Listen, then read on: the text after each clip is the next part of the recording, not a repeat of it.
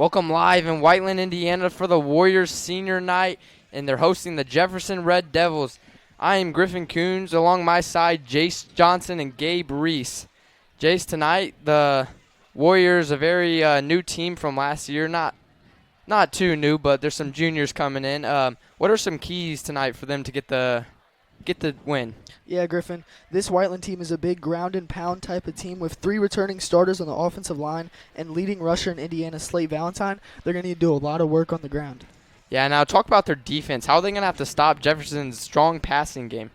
They're going to need to trust in their young secondary with many first-year starters and trust that their defensive line can put pressure up on the quarterback to force turnovers.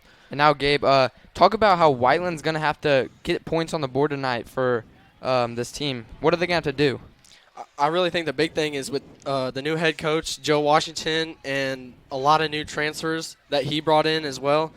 A lot of their past team from last year all graduated, so this is a completely new team. And I think Whiteland is going to have to really, really take this game seriously because last year it might not have been as more of a competition, but I think this year we will definitely have to utilize our weapons and fight harder to win this game. Yeah, and obviously a new head coach, Joe Washington. I mean, he's coached before in middle school and also at other schools, but he's going to be it's going to be a different kind of game than last year. Obviously, they're going to pass a lot more. He has a 7-on-7 background, and that's just what they're going to do tonight. Yeah, and I think to add to that, there's several new guys, especially like the transfers that have moved in from that 7-on-7 team that are definitely going to have to watch out for in terms of the passing game and things like that, especially with a younger secondary on our team. Yeah, and the Warriors are going to be receiving tonight as the Red Devils defer to the second half.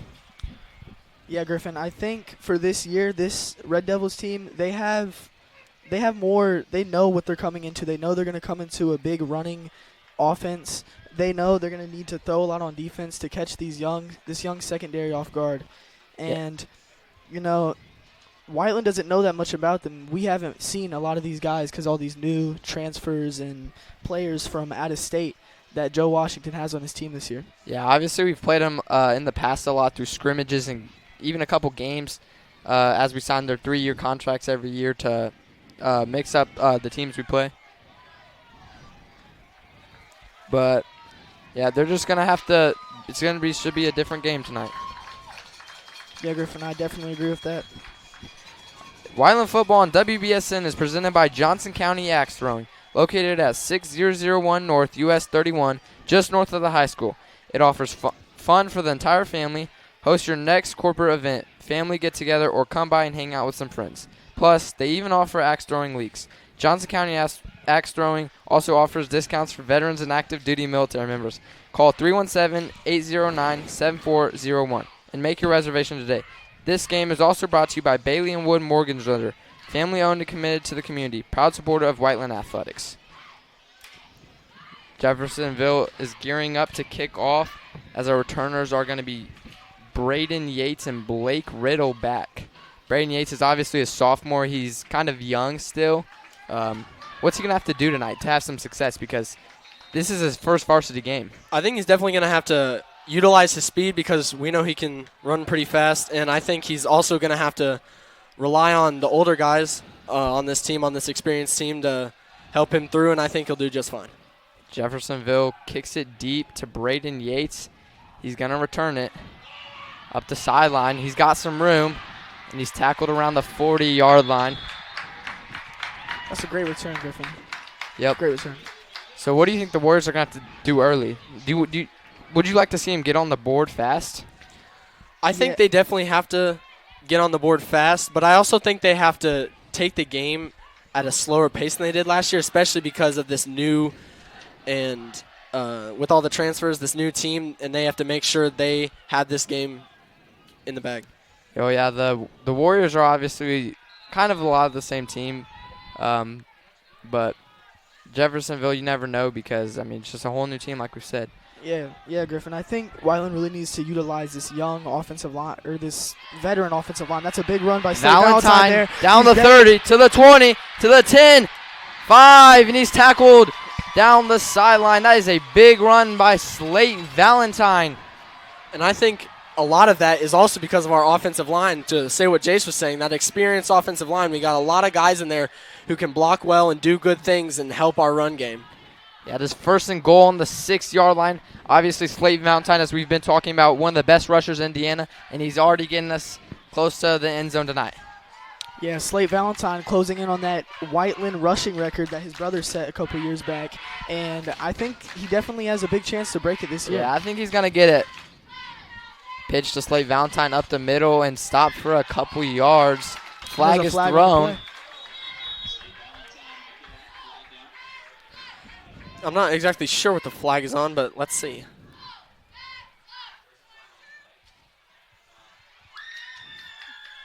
The refs are still deciding. Face mask on the defense. It's going to be half the distance to the goal. Automatic 1st down.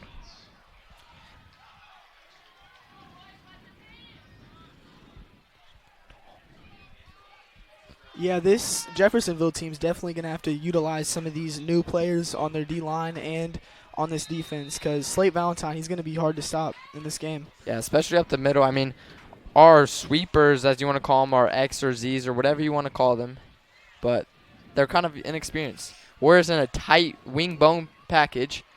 F dive to Connor Grismer, and he's in the end zone for the touchdown. The Warriors strike first on senior night.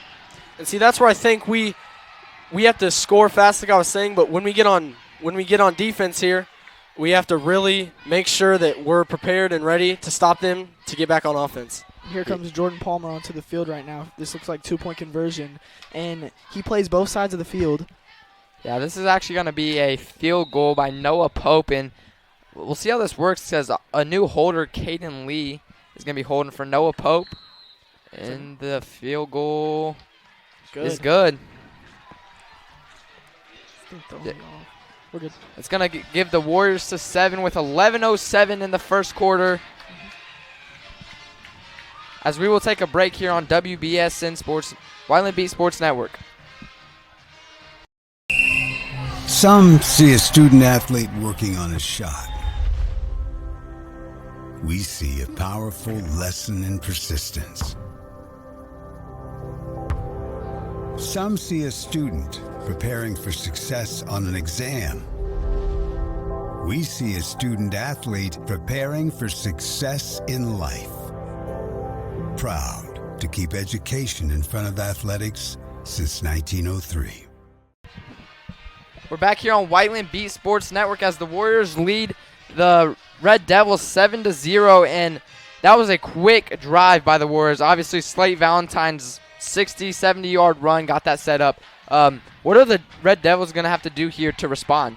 They're definitely going to have to pass a lot because we have a very young secondary and an inexperienced secondary, I think, and I think that could definitely not give us as good a chance to be as impactful on defense, but we'll just have to see right here. Yeah, this Jeffersonville offense with the returners from last year that weren't transfers, they're going to have to learn this new scheme from a new coach. Yeah, and Boone's set to kick off right through the returner's hands, and they're going to call a touchback. It's going to move the ball out to the 20 or 25. The Warriors coming out on defense. Who are some key returners this year? The team last year, the varsity team, was all seniors, so we actually really don't know. Yeah, Aiden Schaefer and obviously a key returner and Clayton Ratliff and just a few others. Obviously Jordan Palmer, too, at the middle linebacker position. So it's going to be hard to run up the middle with him there. He's a very great player there. They got linebackers Jordan Palmer, Connor Grismore, and Ian Lewis here to put some pressure onto this Jeffersonville offense. Yeah, Ian Lewis has obviously bulked up a lot in the summer. Run first play, and he's brought down in the backfield. See, Griffin, that's the pressure I was talking about that these older guys have to bring into this team. With a new scheme, they're going to have to be learning a lot of new things, and if we just keep on burying them deeper and deeper, it's going to be hard for them to come back out of this game. Yeah, Yes. I think you have to look at that from a coaching standpoint as well. Whiteland, they blitz, I feel like, a good amount, and I feel like putting a lot of pressure on their team will definitely impact their offense. Mm-hmm. Yeah, and Jeffersonville's set up in shotgun now. 2 to the left, 1 to the right. Drops back to pass. The quarterback gonna run, and he stops. Sacked behind the line. See, Griffin, this sophomore quarterback, Cordell Thomas, he's probably more unexperienced because he was a freshman last year. He's stepping into this new scheme. I'm guessing his coach expects a lot of big things. He's coming off the field limping a little bit, but he's getting the play call from his coach here. He's definitely going to need to come out and do some things to get his confidence up. Yeah, he looked a little nervous there. I mean, obviously the week 1 shenanigans a little bit. He's a little nervous, and so we'll see what he does on third down right here. It's going to be about a 3rd and 14. 3rd and 12, my correction. 3 to the left, 1 to the right. Thomas up in shotgun. He drops back to pass. He's looking to the left side, and it's complete. They're going to be a few yards short, though. That is Cameron Scott's going to bring a 4th catch. down, and it looks like the punt team is going to come on. And those are positions that you want to get in. A long 3rd down chance where they have to pass the ball deep, where maybe they'll get it, maybe they won't, but I think that sets up Whiteland in a very good spot to be in those 3-and-out situations. This punter, Jaden Kelly, here on for the punt. Yeah, we'll see how this goes here. Obviously, you can see some confusion right now as the play clock is ticking down, and players are still confused. Looks like there might be a timeout here. Yeah, the Red Devils are going to have to call a timeout as there's some confusion on the sidelines with the coaches and players. Couldn't figure out who's getting on the field and what. And this new coach looks very fired up. He's trying to get his team hyped up for this game, and we're gonna take a break here on Whiteland B Sports Network as the Warriors lead 7-0 with 8:53 left on the clock. We'll see you in a minute. We're going to make a comeback. You guys come out and you make a difference. Like, you change the game for us. When our players see you and hear you, it makes all the difference in the world.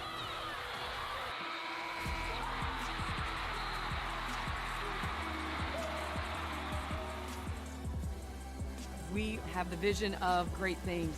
And give us a chance to show you again that we're moving in that direction. And we're back here on Whiteland B Sports Network as the Warriors lead 7-0. And Jeffersonville is looking to punt on this one. Clayton Ratliff is back to return the punt. And Jaden Kelly, who is a running back on this team, punting the ball here, doesn't look the greatest punt. Yeah, kind of a short punt, just about 20 yards. And the Warriors will take over at the 50. Let's see what their offense can do here. There's a flag down, flag down. There's some laundry on the field. Might be some unnecessary roughness. I've seen some Jeffersonville players chirping at other players and the refs. The refs are not liking this call. Jeffersonville looks like it's going their way, the way they're hyped up for this call. We'll see what the referees think about this. Come to the sideline to show what the penalty is going to be. I think the intensity and the chirping is very good, and it creates a very strong environment, and I think Whiteland, I think it's going to be an unnecessary roughness on the Warriors. It's going to back them up a little bit. You know, Griffin. Yeah, unsportsmanlike conduct, my correction. Yeah, Griffin, this Whiteland team, they need this early experience here because they're going to have some games that are way more atmospherical than this later on in the season. Yeah, obviously, the Decatur's coming up here in a couple weeks. That's going to be a big game with Bo Polston. But the Warriors are going to move back to the 35-yard line, and they look to get their offense started a second time with Slate Valentine. Obviously, they're just going to keep going to that. If Jeffersonville can't stop it, they will keep going back to the run game. Yeah, Slate Valentine, man, he's a big key player for this Whiteland team if they want to make a run past regionals this year. Last year they got stopped by a big, great player, 4-star Bo Polston in regionals. Yeah, that kid's grown a lot. He's just keeps getting better, but Decatur has a lot of athletes. Taylor hands it off to Valentine. Valentine breaks free again. Valentine keeps moving. He's going to get about 15 on the play. And I think that is a very, very, very big part, like Jace was saying, about our Whiteland run game. And I think you have to do that so many consecutive times and make Jeffersonville adjust. Because if not, then we're just going to run away with this. You see Whiteland's here running these two tight end sets to clear up more space for Slate Valentine to hit his gaps. And I would expect multiple more big runs to break off for Slate Valentine here this game. Yeah, talking to Coach Fisher this week, he said Slate Valentine, his legs aren't going to feel good after this game. He might not be able to walk. He's going to take so many carries. Slate Valentine again up the middle is only going to get a couple, but the Warriors are going to just keep moving back to him as much as they can because until Jeffersonville can stop it, that's what they're going to do. And you're going to have plays like that where a player on the other team makes a good play, and you just have to live with that and move on to the next play. See, last year, Slate Valentine had 284 carries, and I think the coaches at Whiteland are expecting to have more this season. Yeah, and it's a 9-game regular season, so I'm not going to do the quick math right now, but like if you do the math on that, that's a lot of carries a game, and that's what he does with Slate Valentine, but that's how Whiteland football works. They're going to run the ball and run the ball and run the ball. Taylor under center. Hands it off to Braden Yates for the first of the night. He's going to get hit after a few. There's some tugging going on down there. And looks like there's no flags on the play, but this Jeffersonville team, they're putting up a statement right now. Yeah, getting confidence. Couple yards. It's going to be 3rd and short, just about 4 yards. And this is where you really need that Whiteland run game to get those extra couple yards. Yeah, what do you think they're going to do here? I think they might go back to Slate Valentine. I think see they what they will can go do. to Slate Valentine because I think that is their best option. Like you guys were saying, and I think that's what they're going to do. Taylor under center. Warriors in the I formation. He's going to hand it off to Slate Valentine. He's going to make some moves, and he's going to be stopped short, just about a yard on the play. Oh, fumble on the play. Jeffersonville picks the ball up, and there's a fumble.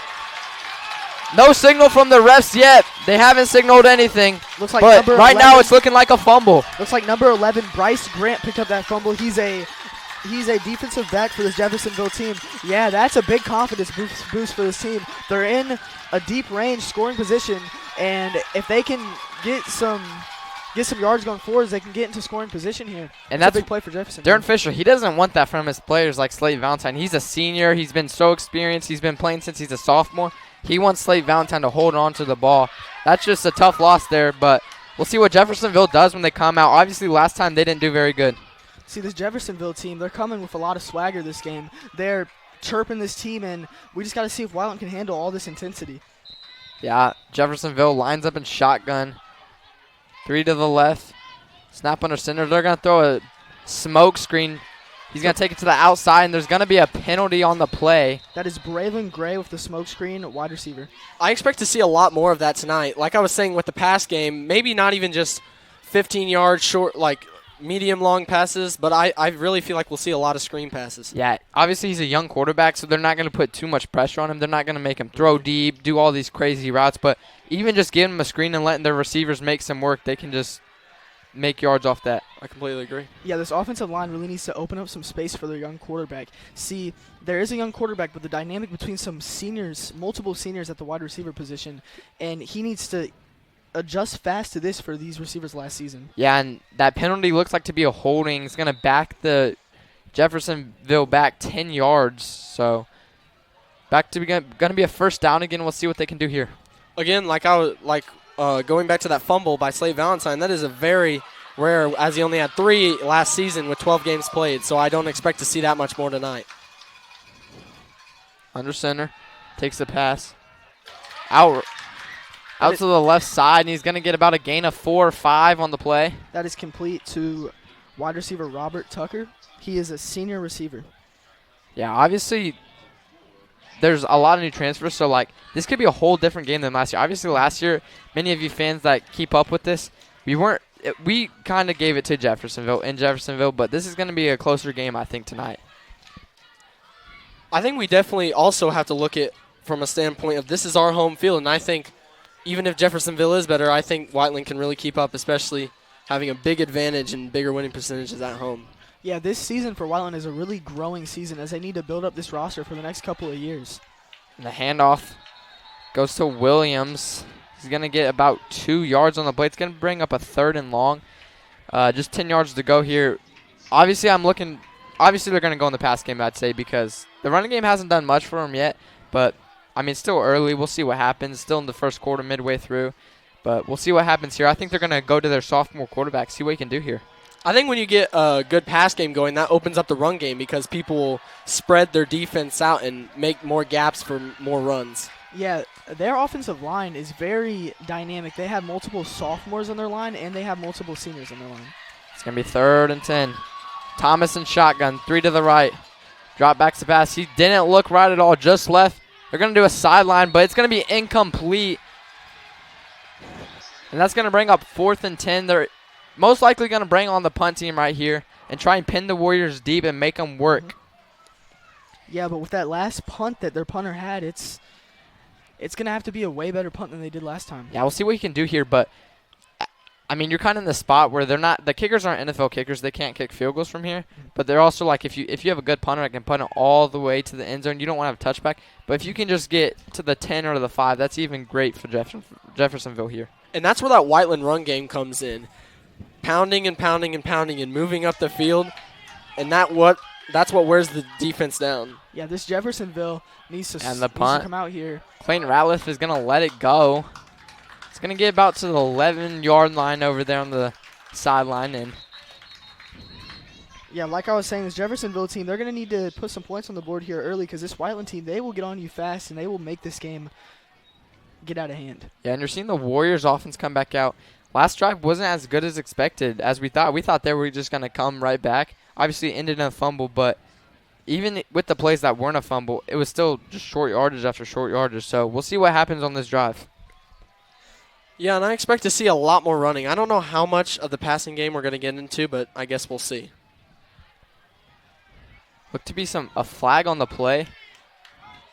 The Warriors are moving up.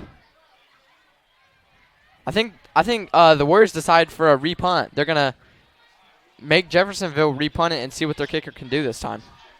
Mm-hmm. Yeah, not the best of decisions they made on that punt last time Whiteland did because that ball probably hit at around the 30 and it rolled all the way to the 20. But here's a better chance for Whiteland to get some more yardage for their next drive. Yeah, it obviously moved Jeffersonville back about 5 yards, but you're going to see what they can do here.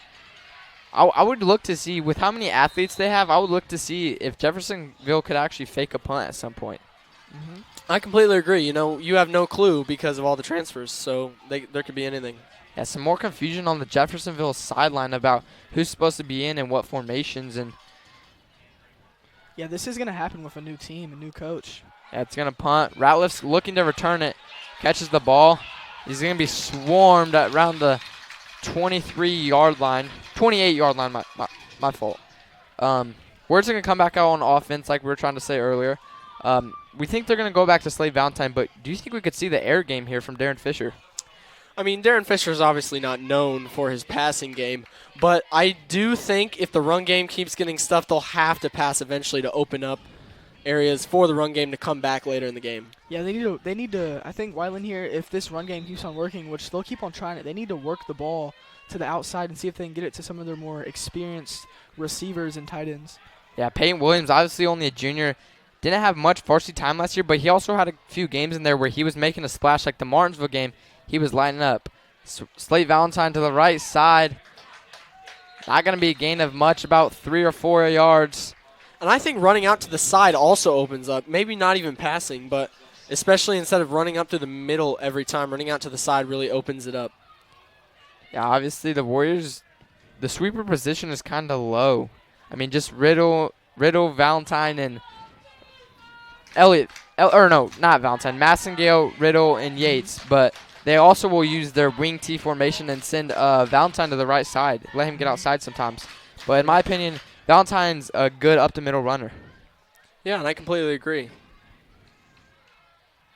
It's another run handoff to Valentine breaking tackles. There's going to be some laundry thrown on the field.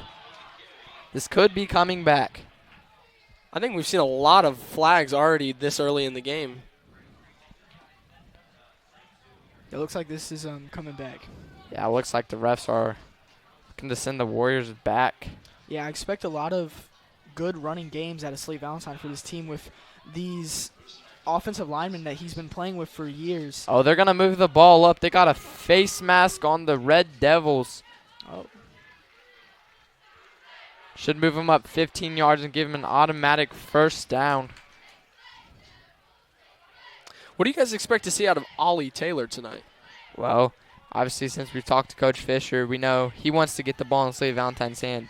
But I just think we might not. The ball might not see the air tonight for Whiteland, obviously. But I guess we'll find out.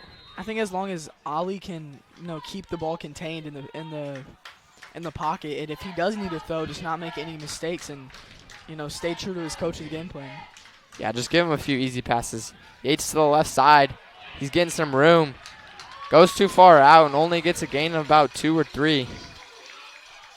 Yeah, Griffin, I think maybe this Whiteland team should try to go to the air here. We're going to definitely see some, multiple players coming in and out because with a lot of juniors, they have they have a lot of players on this roster they need to get in and out of. Yeah, Yates is obviously one of the younger sweepers.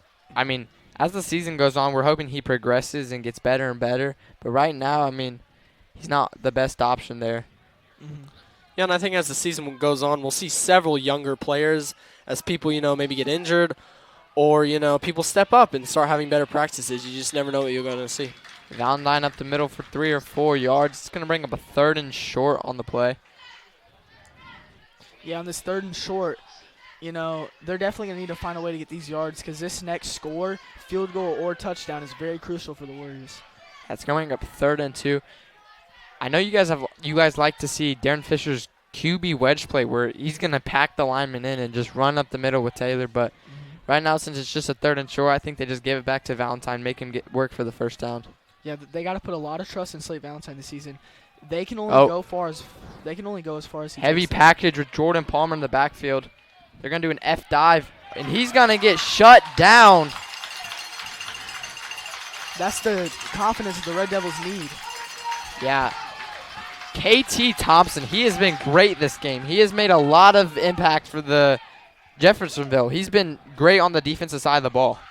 One of Jeffersonville's very important linebackers. I expect to see much more of him creating havoc in the run game.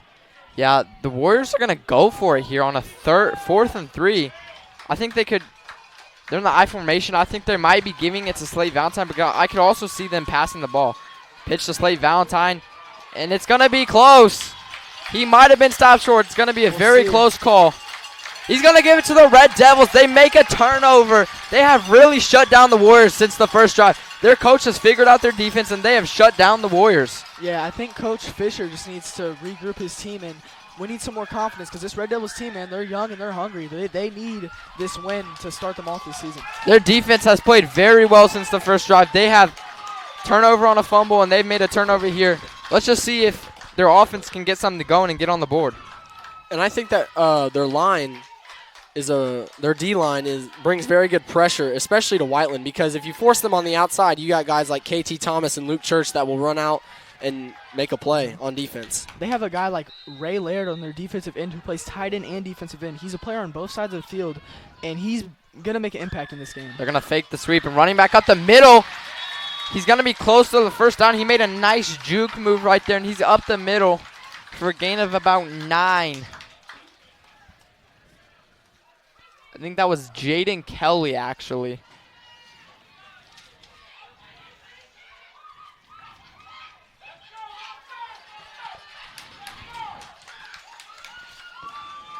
Thomas in the shotgun. 3 to the left, 1 to the right. Snap is back.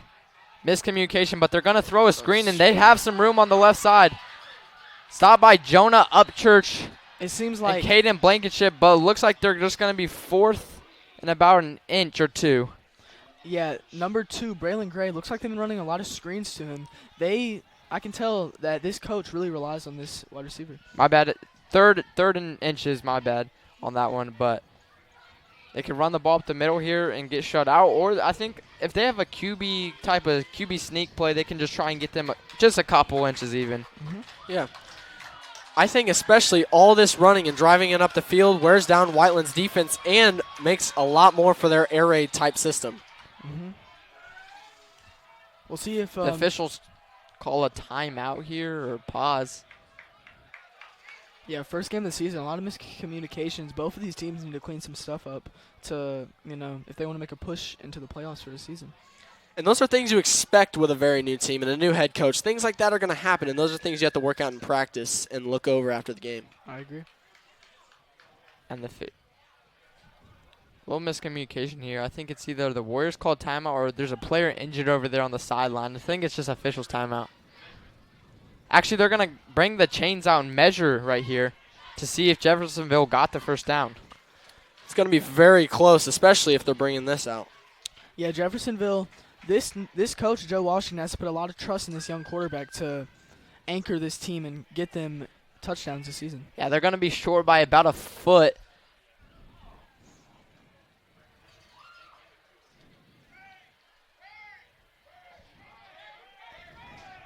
Yeah, they're going to be about short by a foot, so. We'll see. We haven't had a call by the referees. It looks like they're talking about what they're going to call here. And it looks like their offense is going to stay on the field. Yeah, they're going to remain third down, so they're going to try and get the first down right here and keep driving. It'll be interesting to see what they call here because you've obviously not seen any deep passes, so that's not going to happen on third and short. I mean, the running game hasn't been too great. I mean, one big run, but other than that, we'll see what they do here. Yeah, this is a big play for the Jeffersonville offense. Thomas in the shotgun, heavy package. There's a flag on the field. It's false start. That's going to back them up 5 yards. It's going to be about a 3rd and 6 now. Yeah, and that's with that younger offensive line with a bunch of newer guys in there. That's going to happen a couple times this season. Yeah, not as experienced. They don't have as much time. Yeah. Obviously, you've seen that throughout the whole sideline with the coaches and all the players. Miscommunications, obviously. Mm-hmm.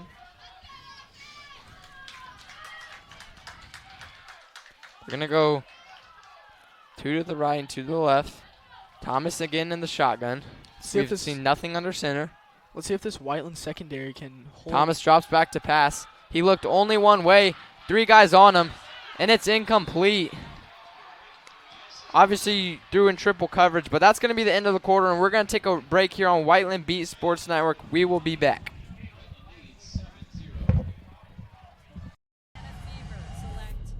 The journey doesn't begin at number 1. It begins before anyone is watching. Before all eyes are on you. It's the journey that made you number 1. And from day 1, it's the extra you give. Extra work, extra hustle, extra sacrifice. Now our mine been a little extra. And neither will our next number 1. With the number 1 pick in the 2024 WNBA draft, the Indiana Fever select. And we're back here on Whiteland Beat Sports Network as it's going to be a 4th and 5. We're going to see if Jeffersonville will go for it right here or punt it. And I think on that play before the break, I think you definitely look at our younger secondary, I would say. Definitely making a good play and getting them some good experience in that play. Mm-hmm. Yeah. Jeffersonville's sending out the punt team here. Obviously, they're going to flip sides of the field. Clayton Ratliff back deep to return. Yeah, we're just hoping for a better punt here for this Jeffersonville team. You know, multiple plays where they've come short of scoring, and they're going to need to start something here early. Yeah, they haven't got the offense very established. Obviously, we're just now getting the second quarter. It's been kind of a slow game, but we'll just see what goes on for the rest of the game. Ratliff calls a fair catch.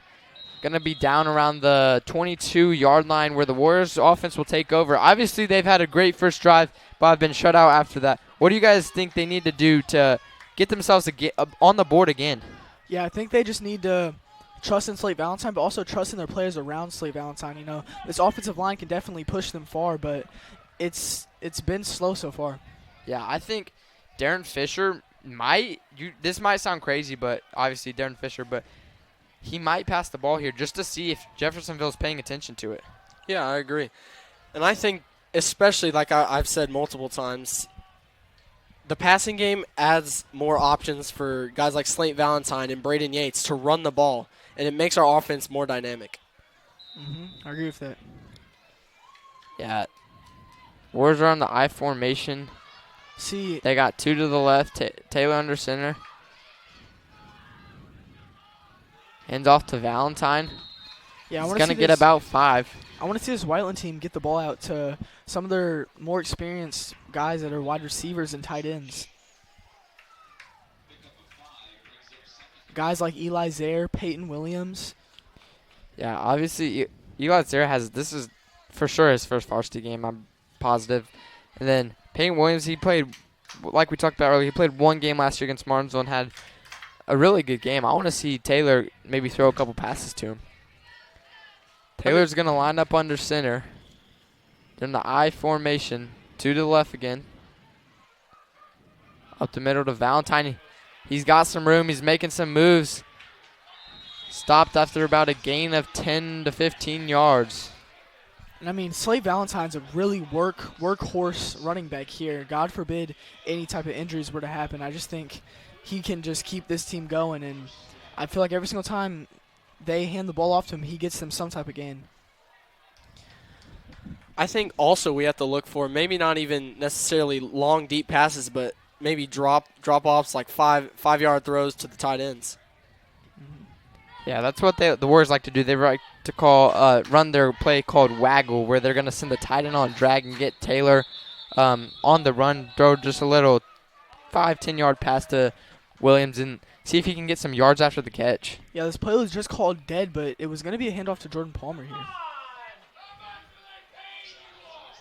Yeah, Jeffersonville fans not happy about the call. It's going to be an encroachment. Yeah, they are not happy about that one. I mean, you can't sit here and, blame the game on these referees because they're just doing their job. The Warriors are going to have a 1st and 5 here. Massengale and Zaire to the right. Split backs. Look for a pitch here to Jordan Palmer. Oh, they're going to pass. And rather a route or a miscommunication on that because miscommunication / pass fell a little bit short. So I feel like Ollie Taylor felt some pressure and got that one out faster before his receiver Eli Zaire could get to his route. Yeah, it didn't look like Zaire was paying attention very much, but obviously you never know what's going on in the player's head because it just could be a miscommunication. I think big reasoning for that also is the defensive pressure from Jeffersonville. Guys like Glory Shamanga and Montrell Montz. They're bringing some good pressure on Ollie Taylor here. The Warriors are going to shift into a tighter formation. Slade Valentine up the middle. He's got some room, makes some moves. He just gets caught up, but still going to get the first down in about 8 yards. And that right there is where I think maybe not even a completed pass, but I think that still, like I've been saying, opens up the middle for someone like Slate.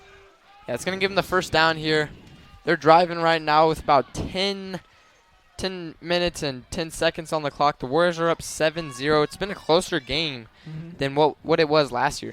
Yeah, this Jeffersonville defense is definitely revamped with this new coach. I feel like not only did he put in his offensive schemes that he knew from coaching in middle school and coaching 7-on-7, but he put in some defensive schemes, which it doesn't look like Whiteland was ready for. Brain needs to the right side, one man to beat, and he gets thrown for just a gain about 2 or 3 yards. That is number 25, Malachi Starks.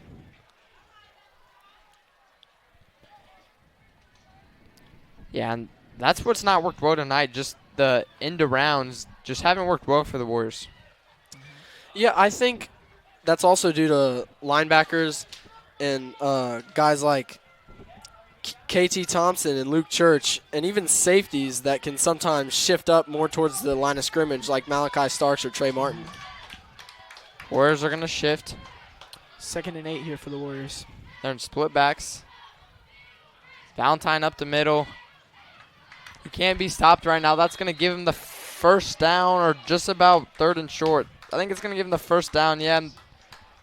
Yeah, that early big run for Slate Valentine really changed the game plan for the coaches for Jeffersonville. I'm pretty sure they rekindled after that play, and they changed what they were going to do to stop him, and it's working. Well, it's working a little bit, but Yeah, it worked good in the 2nd and 3rd drive of the Warriors offense. Didn't work in the first drive, obviously, and this drive, I think Darren Fisher's found out what he needs to do to keep driving. Yeah, I agree. Let's see what Whiteland does with this possession. Ollie Taylor drops back to pass. Taylor to Taylor. And it's intercepted by Jeffersonville. Trey Martin with the interception. That's right. That was a money ball that could have been turned into a gain, but the receiver, Eli Taylor, didn't come far enough up to get the ball from Ollie Taylor, but that would have been cool to see, Taylor to Taylor.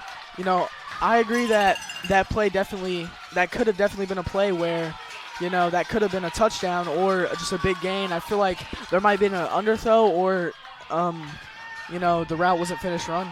Yeah, the route wasn't finished. Also, not the greatest throw. He kind of got it there kind of short, kind of in a bad spot.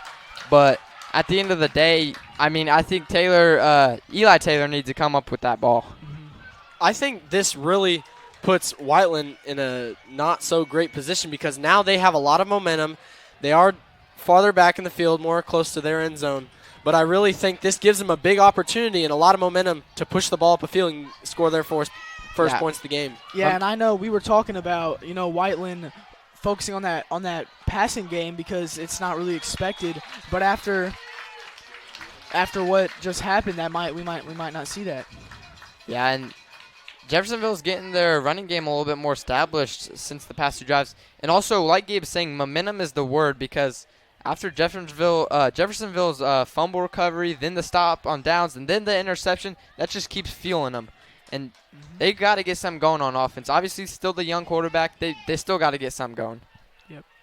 And I think it's also hard to have momentum like we did earlier. Like we didn't have as much earlier in the game because there were several flags thrown. And I think now, if the officials maybe don't throw as much, momentum can swing more to Whiteland or more to Jeffersonville just depending on the way the game plays out. Yeah, I think this Jeffersonville team has gained their confidence to make a score this drive. I don't know. I guess we'll have to find out. It's going to be a 3rd and short here. 2 runs in a row. I think they could go back to it, but I think right here the Warriors are going to pack the middle and not let them do it. And I think right here, Jeffersonville, if I'm them, you don't want to punt from this point on the field because that gives the Warriors a good starting field position for their next drive if they don't convert. Yeah, last year this Jeffersonville team, they had a lot of seniors that put up big yards for them. Thomas, pass out right. And he's going to get the first down.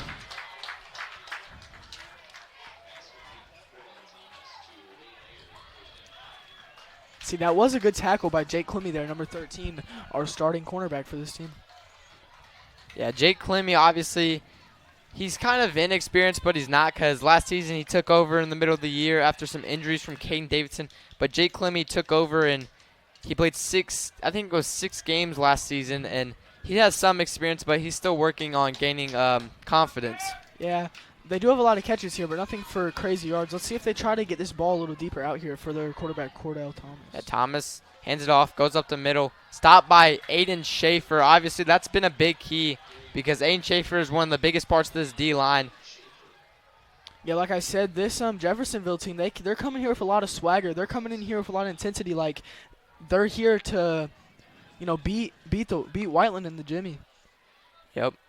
And Thomas, I mean, like you were saying, they've only been doing short passes, really. He hasn't really attempted a very long pass, and that's just the level of experience he has. They're trying to make it easy on him because that's what you do to young quarterbacks. Make it easy, put him in a good system. Thomas, like we were just saying, he's passing. Back. And it's that was almost intercepted by Jake Clemmy. And something to talk about is Robert Tucker. Thomas has only had chemistry with him. Thomas, right when he snaps the ball, he's looking over there for Robert Tucker. Like, that's just who he's been looking for. He hasn't wanted to look anywhere else. He's just been looking for Robert Tucker, and that's just chemistry. Yeah, he has good chemistry with Robert Tucker, but I also would like to say he has good chemistry with Braylon Gray, number 2. He's had multiple screenplays to that kid, and, you know, there has been some completions there. Thomas, some confusion, a screen, and it's batted down. That's going to be incomplete. It's going to be about 4th and 8, and they're going to send the punt unit on again.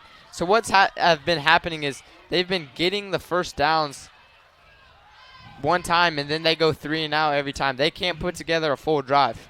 And I think that's where the part of the Whiteland defense is so strong where maybe they'll slip up once or twice or a little bit, but I think they're just more trained and definitely able to handle this Jeffersonville team. I agree. Yeah, and Ratliff back to return again, like we've been saying. A lot of punts this game. A lot of punts.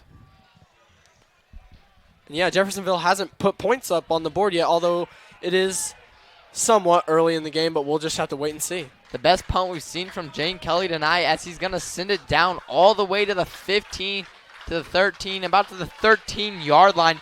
That was a good punt from him, just pinning the Warriors deep as he punted it from like the 30-yard line. A great punt right there. Obviously got the rule as Ratliff stepped up and just let it go. Yeah, and I think right there they were in a not great situation punting that ball, but I think that's where a key player like a punter or someone maybe you don't look at as much to make an impact on the game makes a very big impact. Yeah, I agree with that. Big impact for Jaden Kelly there. That's his best punt of the day, like Griffin said. And today, Taylor comes back into the huddle. Whiteland, we're here showing out for their first game. It's going to be loud in here, especially once it starts getting darker. Yeah, the student section, pretty full tonight, even though the whole bleachers, to be honest. I agree. Taylor handed off up the middle of Valentine. Valentine breaking away for some yards. He just threw him He's forward. going to get about 15 yards here. And I think Fisher, after that interception, he just is deciding to quit the passing game. I think he's just going to go back to Valentine until it's like a 3rd and 10, 4th and 10 maybe, because we don't punt a lot. And that tackle was made by Mello Blinko, who is a 6'2", 210-pound linebacker. And I think even though he didn't time that one right, I think other tackles in the game, he's been a force and a big reason of why Whiteland maybe can't convert every single time and has had to punt the ball. Yeah, I think that D-line that Jeffersonville has, even though a couple of them might be transfers, they're playing very well. Yeah, that's very factual, actually. 17 transfers, like we said earlier. And that's going to be a false start on the Warriors.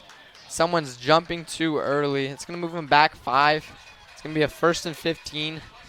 Obviously, they're probably going to go back to Valentine until they can stop it. This seems like, for a coach like Joe Washington, this is his first time being in an atmosphere like this, and he seems like he came prepared. Yeah, and Joe Washington, the thing with that being a first-time coach playing Whiteland, first-time coaches playing Whiteland don't always have the greatest success because you gotta be you have to play Coach Darren Fisher for a long time to learn how to stop his game. Yeah, and there's coaches that have been coaching against Coach Fisher for a very long time and still cannot stop his offensive play calls. Yep. Valentine up the middle for about 5 or 6 yards. It's gonna bring up a 2nd and 8. Yeah, this Whiteland team won a load of games last year. Maybe it wasn't their best year last year, but they didn't have a bad season at all. Taylor obviously making laps back and forth to Coach Fisher. Warriors break the huddle.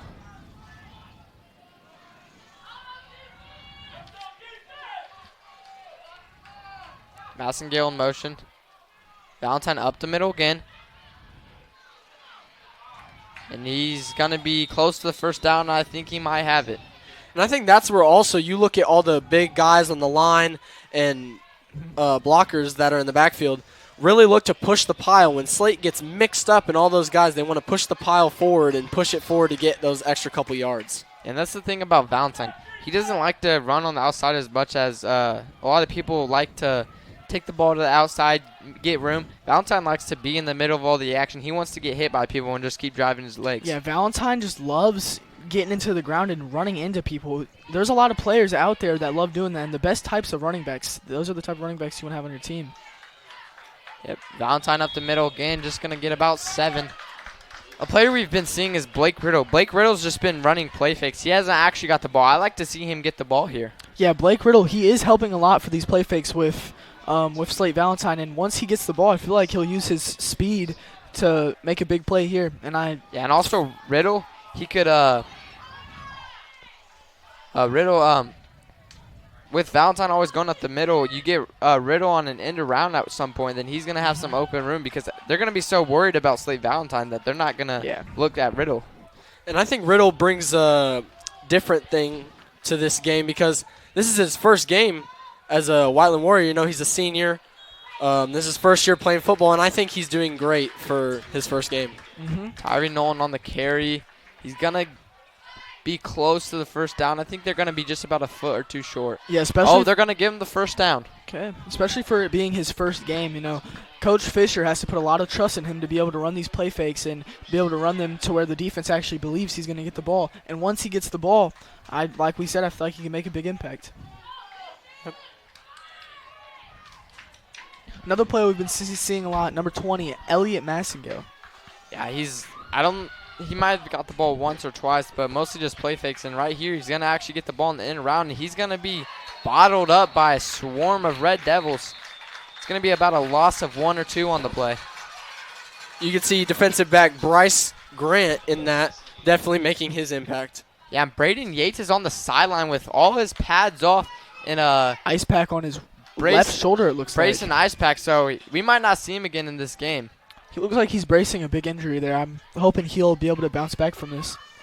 Yeah, that's why we've been seeing Tyree Nolan, I think, and Massengale a lot more, because Yates is done right now. Yates was the main guy in these sweeper plays, and this is his first time getting a big workload in varsity. Obviously, he played in blowout games during sectionals last year, but here he is playing in an actual regular season game. Coach Darren Fisher's going to use a timeout right here, and we're going to take a break, and we'll be back here on Whiteland Beat Sports Network as the Warriors lead 7-0 with 1:45 left to go in the half.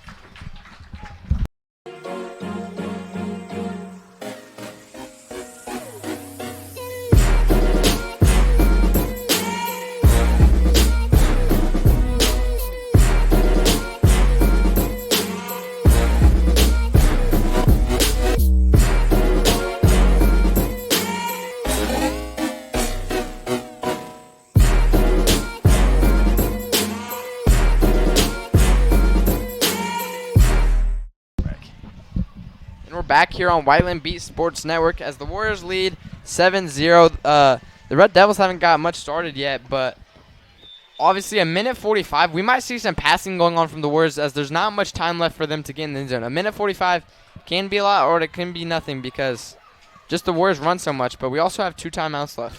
Yeah, and looking outside of this game, Whiteland has a lot of other challenges, and they need to win these games. You know, this Whiteland team, they have a chance of going deep and winning a lot, you know. Back in 2022, they made it all the way to the state championship, and they've been looking to repeat that.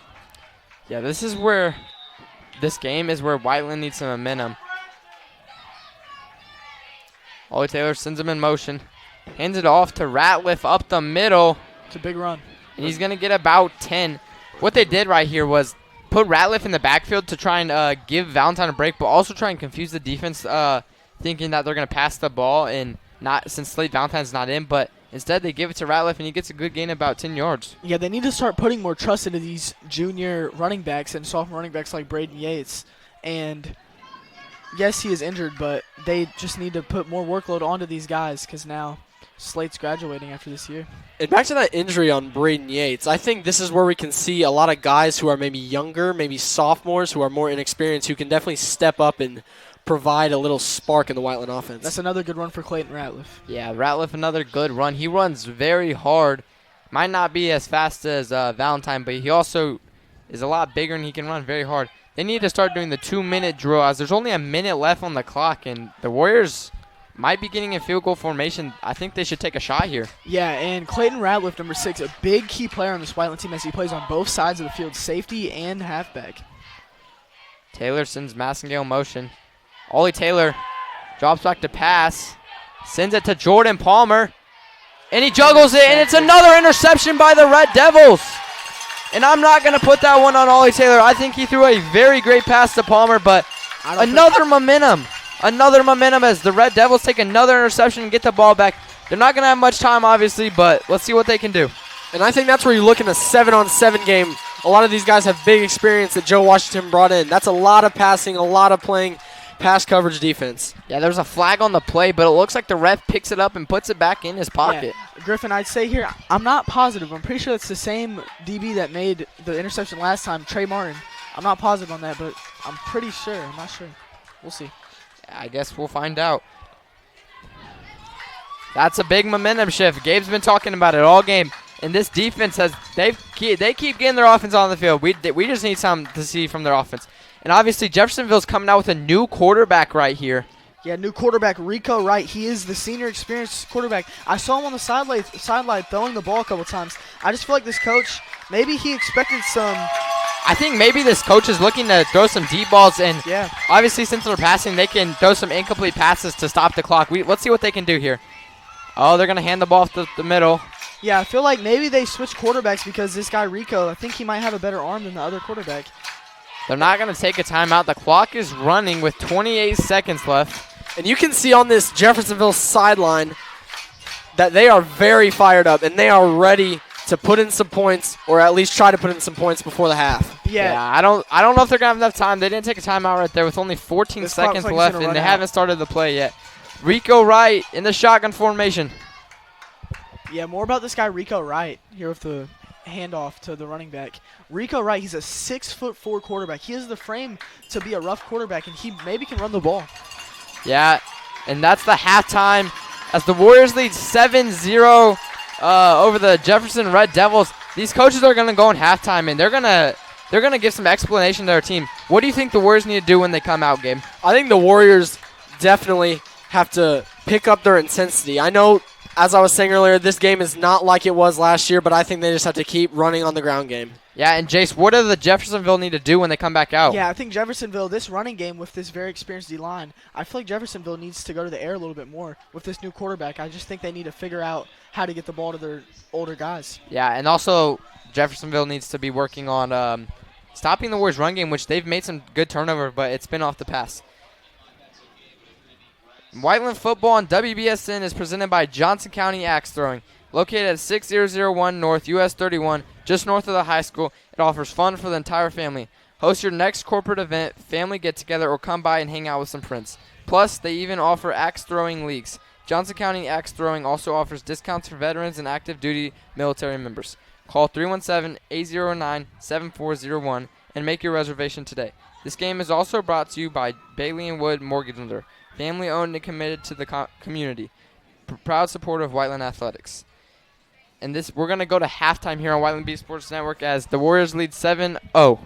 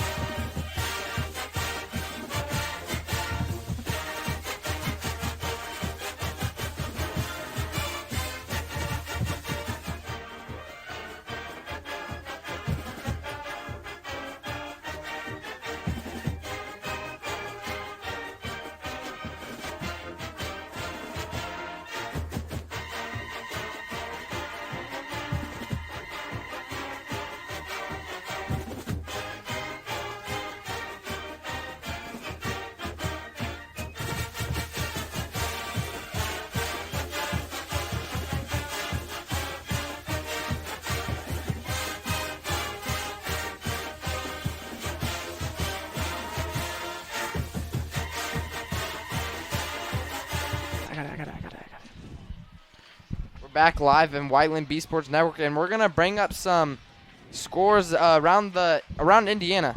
Midway through quarter three, Seymour is up on Greenwood 20-13, and in that game you got new quarterback, obviously Brock Riddle's gone, and you're putting the pressure on Aiden Houseman. Aiden Houseman's a junior this year. He's gonna he's just going to have to step up. He looked good in JV games last year, so we'll see what he can do there. But right now, Seymour up by 7.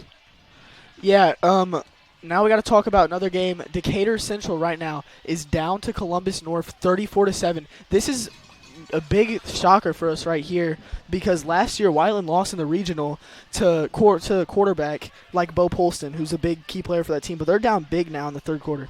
Yeah, and as I talked on the pregame show, game day show, if any of you guys have been watching that, Jackson's obviously saying Decatur's going to blow them out, and I'm bringing in Columbus North. They got a lot of athletes. They can stick with Decatur. I know Decatur, they're led by Inpo Dodo. Their running back, he's very good athlete. And then Bo Polson, the Toledo commit, he can do some good work for them. And then another game here locally, Franklin is up 13-6 at the half against New Albany. Yeah, they have a good running game. They got Alex Lugers and Grayson Betts at quarterback. Obviously, Grayson Betts got some experience, but Alex Luger's the biggest part of their team at a good run game. Yeah, for the Jeffersonville fans from Southern Indiana, games in their mid-state like Floyd Central now is trailing right now in their game. Providence is up 6. Yeah, and also Floyd Central trailing the St. X. Providence is up 6. Mm-hmm. And then Christian Academy, Knoxville. Providence up 6 to Christian Academy, Knoxville. And then we're going to... Yeah, I just want to talk about here how this Jeffersonville team, it looks like they might be switching quarterbacks to the senior Rico Wright, number 3, 6'4". He has a good frame. All right.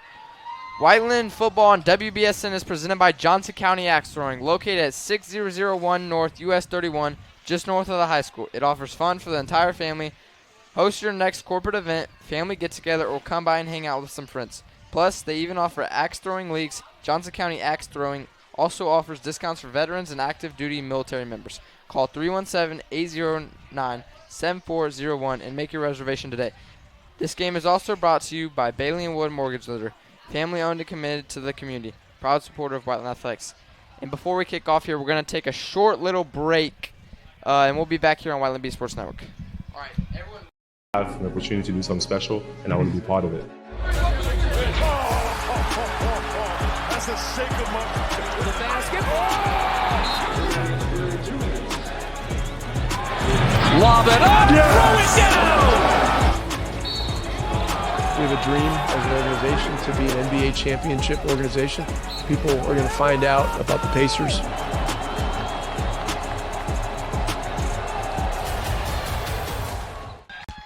We're here back on Whiteland B Sports Network as we just brought up the halftime show and everything. And we're here. Warriors up 7-0 at the start of the third quarter. Since Jeffersonville decided to defer to the second half, Ethan Boone is set to kick off. Jace, what are some keys for Jeffersonville to get their offense going, especially with Rico Wright taking over? Yeah, they just need to get this ball into the air and keep the pressure that Whiteland's giving from their experienced D-line and just keep their O-line, keeping Rico Wright and keeping him in the pocket so he can make some good passes. Yeah, and a squib kick to Boone. It's going to go out of bounds, but I think it was touched by Jeffersonville returner. And I think you look at, like Jace was saying, a potential quarterback switch, which makes it more difficult on Whiteland because they don't exactly know what they're going to get here. But I think their defense is good enough to combat him. Yeah, and we aren't sure for sure if Rico Wright's coming back. We just have seen in warm-ups because right now we're seeing Thomas still in the huddle. So I guess we'll just have to find out. Yeah, we'll see. They're both quarterbacks that have, their coach, Joe Washington, has shown trust in both of those guys. Yeah, Rico Wright is coming out, so we might see a different kind of offense the Warriors aren't prepared for. There might be some more passes. But Cordell was still in the huddle there, which means there might be another change if Rico doesn't have it going for him today. Yeah, so we'll see what Rico does here, but as of right now, he's the quarterback. I think they're just trying to get some more experience. And I think especially this half for the Warriors, from an offensive standpoint, you'll definitely see not as many run games, especially with the turnovers on the passing game. Yeah, and they're going to do a reverse down to the end around to the right. It's a little reverse to Tucker, and he has some speed. Like, we've known this team is very athletic. They have a lot of speed, but we haven't seen it in the passing game, just end arounds and stuff like that. And to that, some of a player who's very fast, they can use the angles and work it against the defense to get extra yards. Yeah, Robert Tucker, man. And Cordell Thomas was looking to him a lot as like he was that guy. And I feel like both of these quarterbacks have great chemistry of this receiver. I think he's a special kid out there, and he's putting some of the best impact on. And he looks like he's been tough for this young secondary to guard. Yeah, they're gonna send a guy right and up the middle, and he's gonna get about a gain of 10. And this is what we've been talking about all night. Jeffersonville needs to get their offense established, and right now with Rico Wright, they've thrown in some trick plays, doing these little reverses, and they've gotten offense established so far through two sets of downs. And like I've been saying the entire game, momentum is key. Jeffersonville is going and getting one first down, and then they're going 3 and out. We look here to see if they can keep a continued drive on the field to get their first points of the game. Yeah, Joe Washington, it looks like he came into halftime and put in a completely different game plan for this team to score the ball now. Yeah, as of right now, the running game is working, but I think eventually the Warriors will figure this out. And I'm waiting to see Rico Wright pass the ball. We'll see like which is a better decision. I think Rico Wright knows the plays better, and he's more experienced, more polished, obviously. But right, and I think with a 6'4" frame, 210 pounds, definitely gives him a better look over his O-lineman to hit receivers in their spots and get good targets. Yeah, and this Jeffersonville team right now is putting some energy in the fans and just even the sideline in general. Everyone's standing up, and they're just giving some energy and momentum, like he said. Yep. Yeah, it looks like, Whiteland hasn't really been getting to this quarterback how they got to number 17 earlier in the game. And, let's just hope Whiteland can put some pressure on this new quarterback. Rico Wright's first pass is deflected by Abraham Gonzalez off the end. And that's a guy we haven't talked about much today. I mean, he obviously got some good playing time last season, but he just puts the pressure right there. If they want to establish their offensive passing game, they got to get their O-line to protect it first. And O-line is the biggest part of football, to be honest, on the offensive side of the ball. If you don't have a good O-line, it's hard for your team to have success. Yeah, seeing our secondary, there were some concerns coming into this game, and they've been holding up pretty well. 0 points scored, and we're just starting this third quarter. But through the second half, they played great. Yeah, there's been a couple doink and dings, right? Just short little passes. They're going to hand the ball off, and they're going to be about 2 to 1.5 yards short. And although I look at Jeffersonville to go for it right here. And I agree. That's what I was going to say. I think that Jeffersonville is going to take what they can get right here because they need to put points on the board before it gets too late in this game. Yeah, with the Whiteland secondary, their safeties, they're missing a big key player in Dane Kunz at safety that they lost to an ACL injury that he's recovering from. Yeah, and also that's on the offensive side of the ball too. Like he would have been probably the starting sweeper, and then obviously Yates going down, that doesn't help. And the Warriors get a stop. That gives some energy to the Warriors sideline, but Rico Wright only thrown 2 or 3 passes, haven't looked the best so far. We'll see what Jeffersonville comes out with next time on offense, but so far, they had a good drive and then just ended on one play.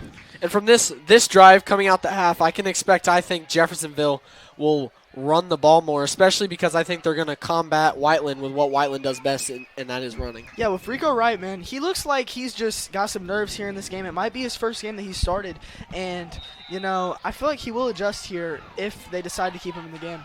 Yeah, and I think they're Warriors in split back, Taylor under center. I think there's going to be a encroachment on the defense. And the fans of Jeffersonville do not like that call. It's going to be set up a 1st and 5. And Valentine obviously going to have some fresher legs after he gets the break at halftime. It's just going to be a more polished running game right now. Yeah, and here's the thing. This Jeffersonville team, they might be a little shook here. It's not easy to play in Whiteland Stadium, especially for an opening night game and a whiteout. Yeah, Whiteland definitely has a good home advantage. As we saw in the Decatur game last year, they come out here and they set the tone on Decatur. They really just punish Decatur, and then you get to Decatur and they just get whooped. It's all about like where you're playing and everything too. Yeah, the Warriors' home first carry field. to Blake Riddle. Looks like they kind of read that there, the Jeffersonville D-line. Yeah, Blake Riddle, his first carry, obviously. We haven't seen much of him tonight except some play fakes, but kind of inexperienced, so it's kind of hard for him right now. But he's just going through it mentally, like trying to get confidence and everything. And as I was saying earlier, on the Warriors' home field, they're 75-30, which adds a very big advantage. Yeah, Gabe, can you tell me a little bit more about this Jeffersonville secondary that they've been working with? I know there hasn't been that many passes, but the passes that have been thrown have been intercepted. Trey Martin, I believe, has 2 interceptions. Malachi Starks is doing his thing, and Killian Underwood is doing his thing as well. And I expect to see them pressure more if Whiteland does decide to pass. But after the 2 turnovers on the 2 passing plays, I don't expect Whiteland to pass that much more, but we will see. I agree. Yeah, and obviously Slate Valentine, one of our best running back, obviously. He's getting good carries right now, and his legs are fresh. You can tell how he's exploding through the gaps right now. He's used to this, man. He's really used to getting these carries at a high workload. Yeah, and I think to quarterback off of you, Griffin, Slate, especially coming out of the halftime break, fresh and ready legs, ready to go to get a second touchdown for the Warriors. Yeah, and like Jay said, I think he's used to this. I mean, it's just Whiteland's offense in general. You have to be able to stay in the game for a long time, take many hits as a running back. You just get punished as a running back here. Yeah. Right, and I think guys like Jonah McIntosh, Caden Willoughby, Caden Fleming, guys like that who are on the offensive line really help make a gap for Slate to rush and get those big carries, and it's all a big part of what Whiteland does. Yeah, Slate Valentine again, that's going to be 3rd down. He's just going to be about 1 to 2 yards short here. I look at the Warriors to go up the middle again with either Palmer, Valentine, maybe even Ollie Taylor. Yeah, and Griffin, I just have to say, looks like there's an injury on the sideline here, but I would like to say, this Whiteland team in the past against pass-heavy teams that like to air it out a lot, they haven't done so well, but this game, this young secondary is holding up. Yeah, and they're just going to QB sneak with Ollie Taylor, and he's still going. And he's still going. And Jordan Palmer's pushing the pile for 20 yards. There's a flag on the play. Looks like there's a flag there. There's going to be a flag. Could be a face mask. Could be a block in the back, a holding. You just don't know. You can't see anything in a big group of people. As I was saying earlier, several offensive linemen helping push that pile. Even the guys in the backfield who would maybe be blocking for someone like Slate Valentine, really pushing that forward and trying to get the most out of one play. Some confusion here. Personal foul, face mask on Jeffersonville. That's going to be an added yards to the run. And Ollie Taylor's QB sneak might have been like second or third biggest run of the night.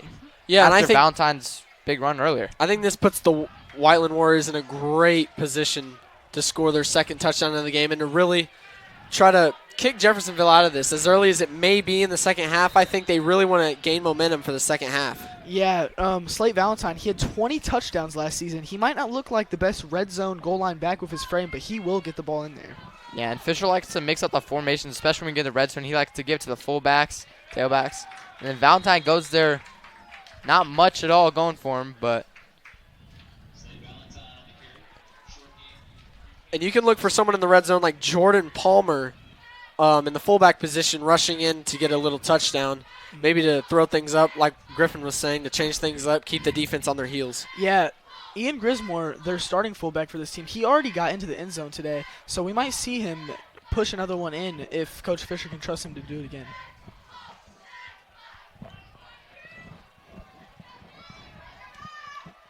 Or Taylor under center. Valentine pitch to the left side. Some open space. Open space, and he's going to be just a yard or two short of the goal line. And as Griffin was saying, Slate definitely likes to run up the middle, but that doesn't mean he can't run out on the sides. He's a very dynamic back who can do a lot of things. 3rd and 1st. Yeah, I think they're going to go QB sneak right here with Ollie Taylor. That's what they do. That is a touchdown. And they're going to have the touchdown. The Warriors are on the board for the second time tonight. The Warriors just put together a good drive right there with Valentine. Yeah, that's a good play. And I think that relates especially back to the defensive stop that they had to get the ball in the midfield. That definitely helps their position out a lot and helps their momentum a lot. I guess we'll have to see what Jeffersonville does to respond to this. Yeah, Noah Pope on again for his second extra point. Caden Lee, the holder again. Obviously a sophomore, kind of inexperienced, but he has good hands, obviously. We know him as a receiver. Yeah, he plays receiver and defensive back, and he has good hands, and he won this holding spot. This wasn't just given to him. Jeffersonville, some confusion again on their special teams where it's been all night. Just a lot of confusion there. Yeah, Jeffersonville better pick it up right now. They need a score in this drive or their next drive because Whiteland's starting to find some rhythm. The hold is good, and the kick is good for Noah Pope. His second extra point of the night is good. The Warriors go up 14-0 with 5:50 left in the third quarter. This quarter has gone a lot faster, obviously. After Jeffersonville's sets of downs, after that, the Warriors have just been driving, and the whole thing's just going faster. And I think right here, before the third quarter ends, I think Jeffersonville has to put points on the board, whether that's a touchdown or a field goal, because I don't think you can give this Whiteland team the ball in the fourth quarter, because I think they will just run it and run it and run it like they have been doing all night and hold the ball and drain the clock. Yeah, I can't lie. This Jeffersonville team, definitely a way different team than last year. They came here with great effort, and this team could be special once they get their chemistry together and their coach figures out their game plan to get them into the end zone. This team's good on defense. Yeah, which we didn't think this coming in. We thought coming in this team, both of these teams would have a high-scoring game because we thought Jeffersonville's pass attack was going to be a lot for our young secondary to handle, inexperienced secondary to handle. We thought this Jeffersonville team would just pass all over them, and that's been opposite of the case. They haven't done much of the passing, and if they have, it hasn't been very good. And then us on offense, we've been shut out a couple times, only 2 touchdowns, which is kind of abnormal for Whiteland. We normally put points on the board. And I think you have to give, like you were saying, a lot of credit to that young secondary. Yeah, I agree. That young secondary, they're definitely putting in some work there. They're definitely impressing Coach Fisher and defensive coordinator Rudolph. Boone, the kickoff to Tucker. It's a return. That's a big. He's going to make a move. And, man, I might go out on a limb here and say that Tucker has been – or that – it's Holloway. That's Holloway. Holloway and Tucker have been some of the best skill players on this team, and they've been really helping this offense move the ball. Yeah, we haven't seen Holloway much. Obviously, he's a start. We haven't seen him much involved in the passing game. It's mostly just been Tucker and Gray, and I'd like to see him involved in some of this. Yeah. I want to see Jeffersonville put together a good drive and get on the board. Yeah, I feel like Jeffersonville has a great wide receiver core, and I just feel like they got to figure out which quarterback they want to have in there to get them the ball. Yeah, they're going to Rico Wright again. Obviously, we saw him last drive, but it's just been his second. He's going to hand the ball off. That is not a gain, or maybe a gain of 1, I'm not sure. And that's Kelly. And we haven't seen much.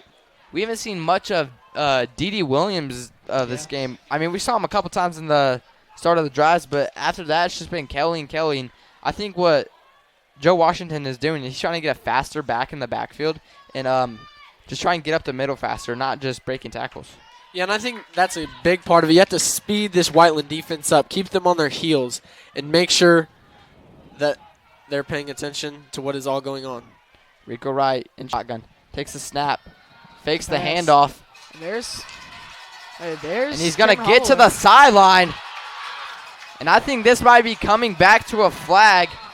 But Holloway, what we were just talking about, we want to see him get involved with Rico Wright.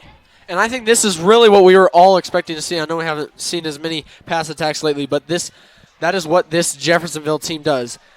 They attack in the air, throwing the football, and that's what's going to get them down the field with their momentum. And I think this is going to take them back on a block in the back or something, but I could be wrong. Yeah, Cameron Holloway, this kid, number 5, he is a senior wide receiver. He's only 5'11", 155 pounds, but, man, he can move whenever he gets that ball. And I think the refs are discussing this penalty as to whether they want to call it or not, because they can pick up their flag and wave it and say, they discussed it and said they don't think that's there. Mm-hmm. You know, sometimes those things happen. You know, refs make calls that maybe aren't there, and that's just part of the game. Haven't picked up the flag so far. Still one sitting on the ground.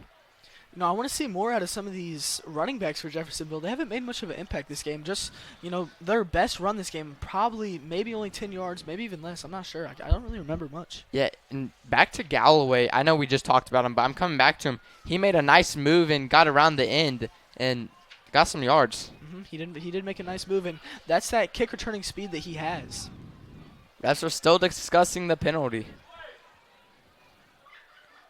I think they're trying to figure out the ruling and how many yards will be and where the spot of the foul is. And the darker it gets in the Jimmy, the more intensity comes out of this crowd that we have here. You know, this Whiteland Stadium can build a large crowd that puts a lot of pressure on the other team. Yeah, you can see the student section all dressed in white. You can see all the stands of fans and parents and locals here in Whiteland. You can see the concession stands are hopping. People are walking around. Yeah, it looks like there was actually 2 penalties on Jeffersonville here, and the Warriors are going to decline the first one and accept the second one. They're moving back. Galloway's not happy about this, talking to the ref to see if he wants his yardage that he just made. And those are big things that you can't make mistakes on. You get a big play like that, just come all the way back because of a mistake.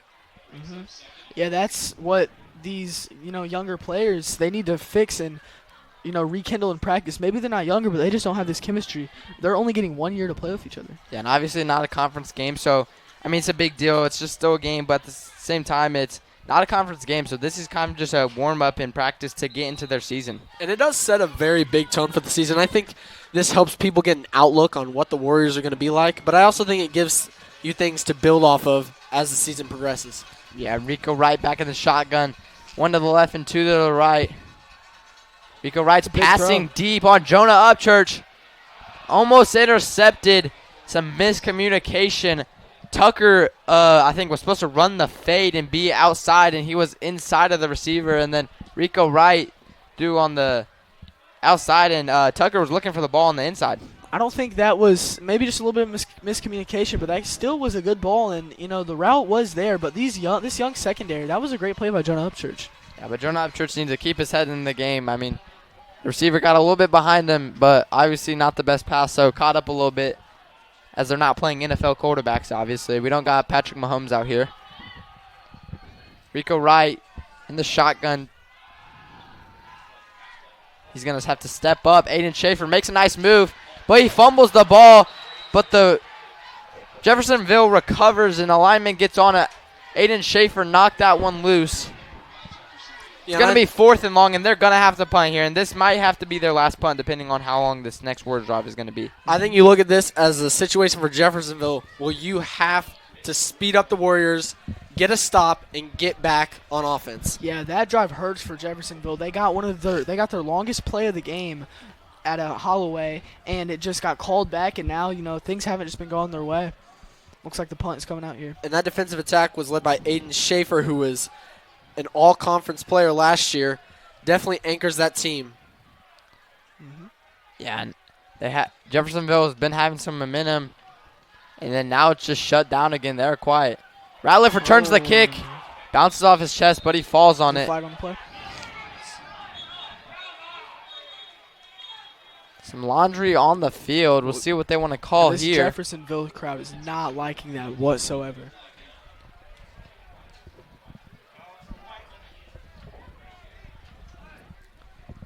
See what this flag is. Ref's discussing it again. This is what's right for the game. The refs reconvene and make sure they got things right. Make sure to check the play, make sure everything was right, and keep this game moving forward. Yeah, this game is getting this flag is going to be on Jeffersonville. Not sure what they have called yet. If you look at the intensity in this game, a non-conference game, these schools only see each other maybe once a year for a scrimmage or a game. Just imagine how these games will be against more rival opponents like Franklin. Yeah, and I think this is a good game for preparation because you have to look at it from all standpoints. They've been running the ball, they've been passing, they've been doing a lot of, just things that different teams specialize in, and they've been doing a good mix of it, so I feel like that gives good preparation as the season rolls on. Never mind, this penalty is actually going to be on the Warriors. It's going to back them up to about the 35. Jeffersonville fans seem very happy about that. Yeah, the Jeffersonville fans feel like they haven't got much out of the refs for them tonight, but that's like the first call there, and they're pretty happy about it. They've been complaining a lot this game. I mean, there's not much you can do when your team hasn't really been moving the ball very well. Yeah, and Rico Wright, he's been showing some nice flashes, especially in the passing game. I've liked what he's done. I'd like to see him put together a nice drive and get on the board, make the game a little more interesting. Yeah, I agree. I feel like Rico Wright, I feel like he is a quarterback that can, I feel like he has good chemistry with these receivers that they have, and I feel like with Tucker and Holloway that they can make some fireworks here. Ollie Taylor to the right side pass. He's got a receiver wide open, but he's going to rush it. He's down the sideline, and he's still going. He's about to get a really long run down the sideline to the 5 and in the end zone on senior night. Ollie Taylor, the starting quarterback, gets a very long rush. And that is his second rushing touchdown of the game for Ollie Taylor. Obviously, at the sneak earlier, that's a big run for around 50-plus yards. And he had 5 rushing touchdowns last season, which is very impressive, especially when Slate Valentine's getting all these carries, and he already has 2 tonight.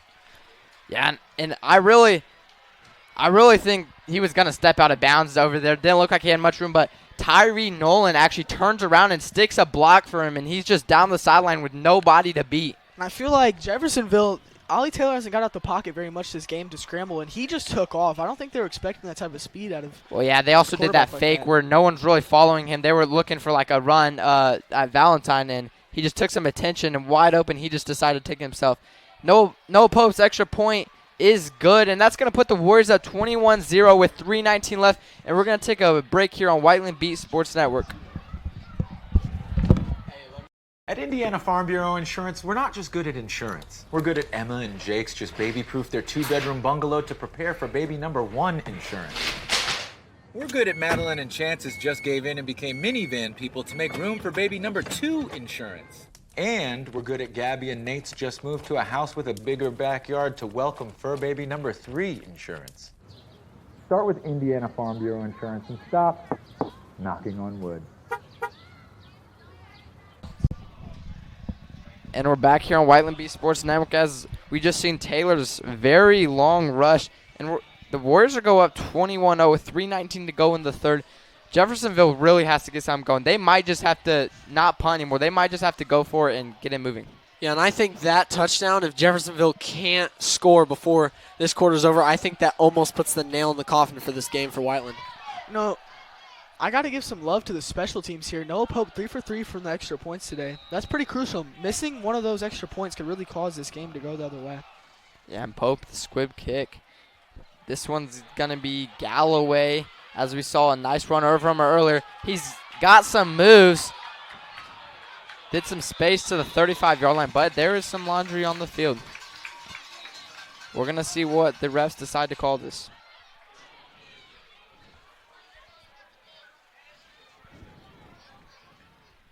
Jeffersonville seems verbally mad at what's going on with this flag. Let's see what this call is. Holloway's very angry. Oh. Hey, there's a player down in the field. I think he's just cramping a little bit. You can kind of tell that he looked like he was cramping, so he's probably just going to need a mustard packet or something. Get him backing up.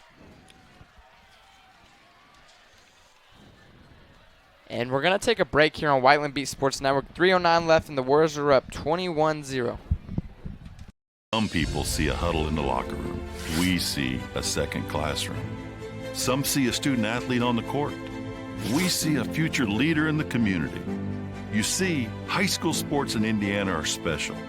That's because they're about learning and growing, not just winning and losing. Fans, I'm Commissioner Paul Neidig. Support education-based athletics in Indiana by buying a ticket to your high school's next athletic event. We're back here on Whiteland Beat Sports Network, and we're going to show some sponsorship real quick. Whiteland football on WBSN is presented by Johnson County Axe Throwing, located at 6001 North US 31, just north of the high school. It offers fun for the entire family. Host your next corporate event, family get-together, or come by and hang out with some friends. Plus, they even offer axe throwing leagues. Johnson County Axe Throwing also offers discounts for veterans and active duty military members. Call 317-809-7401 and make your reservation today. This game is also brought to you by Bailey & Wood Mortgage Lender, family owned and committed to the community. And I just want to go back to earlier on that Ollie Taylor rushing touchdown. When you have someone like Slate Valentine who had 20 touchdowns rushing last year, I think that brings a very, very big amount of attention to slate, and definitely opens up opportunities for a guy like Ollie to rush the sideline and score a touchdown. Yeah, and I think that flag is going to be a false start on the Jeffersonville Red Devils. Some jumping going on. That's not what they need to start their drive. And it looks like the guys that were cramping on Jeffersonville, they look fine now. They're up and going. That's good to see.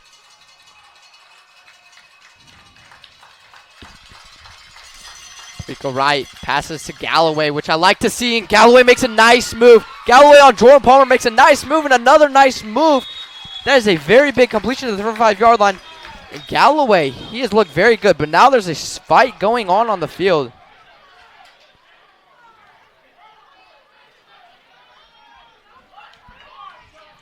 Holloway, sorry for my correction.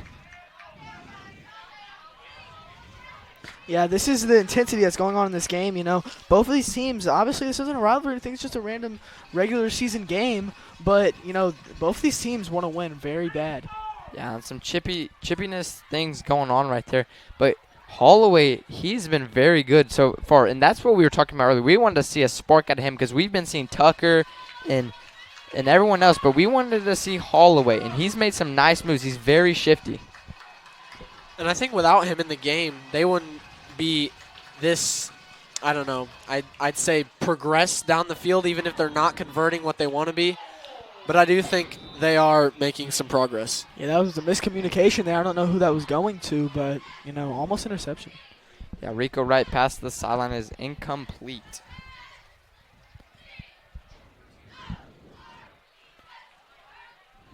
Yeah, if the quarterback change.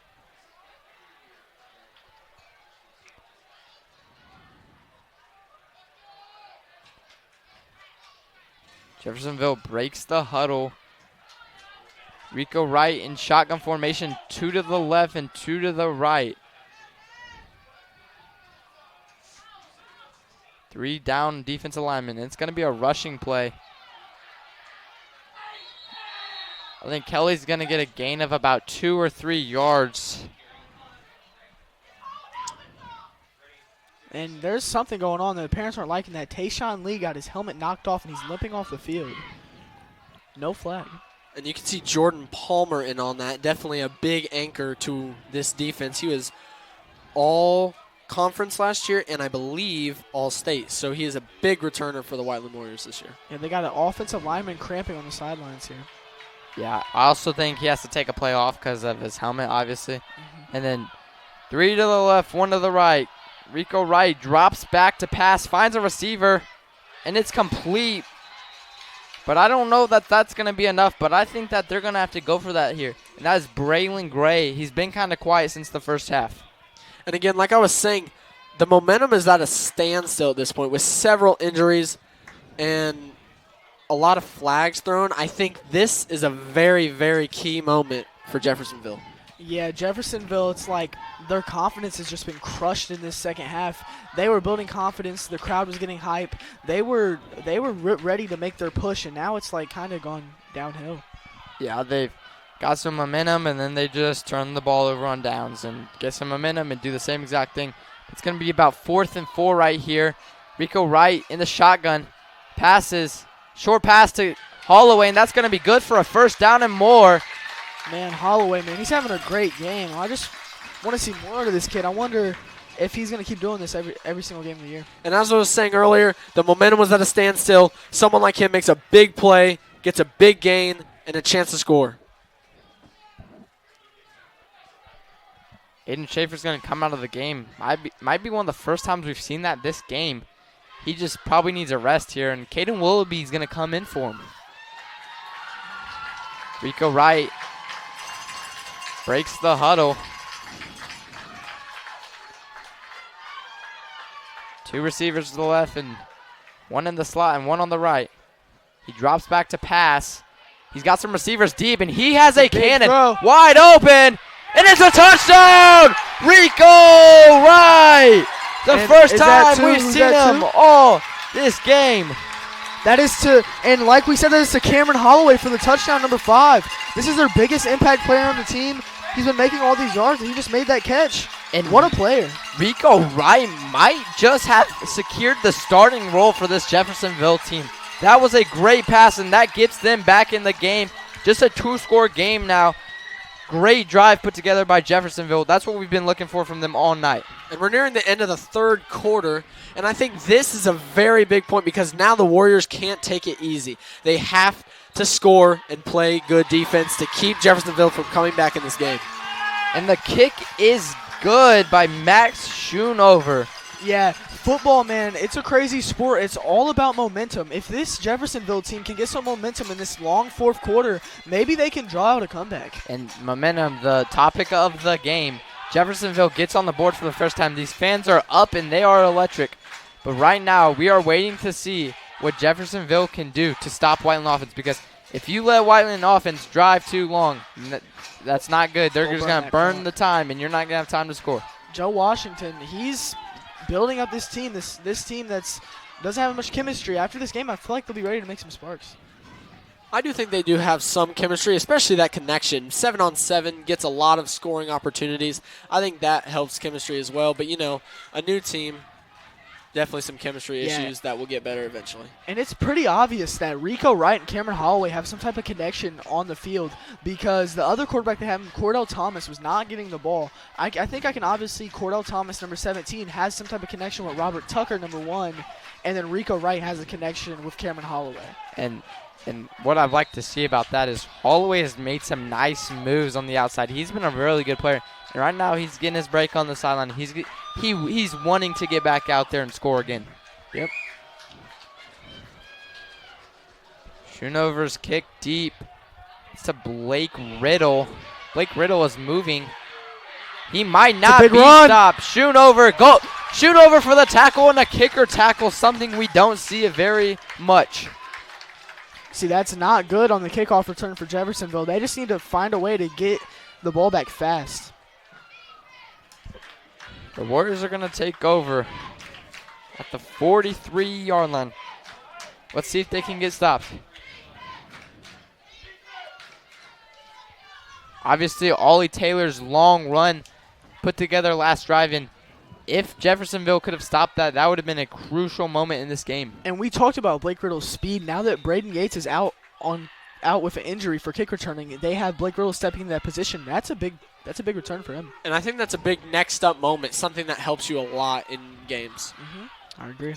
Yeah, and after that Ollie Taylor run, you get your offense off the field, give him a good break. Right here, you can tell how much energy is in him.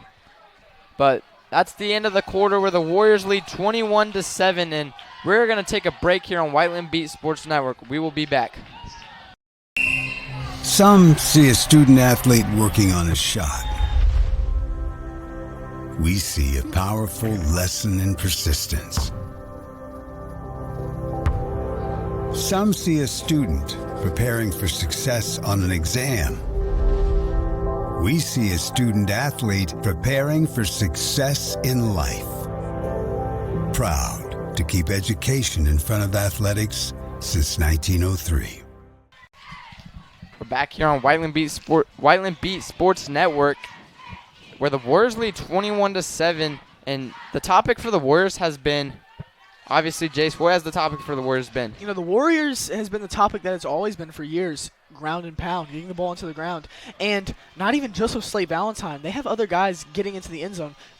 Slate Valentine doesn't have a touchdown tonight, which really shows the highlights of these other running backs and players that can, you know, run this scheme. Slate Valentine actually does have a touchdown in the very first half, 70-yard run. Very beginning of the game for the Warriors. Slate Valentine, long run.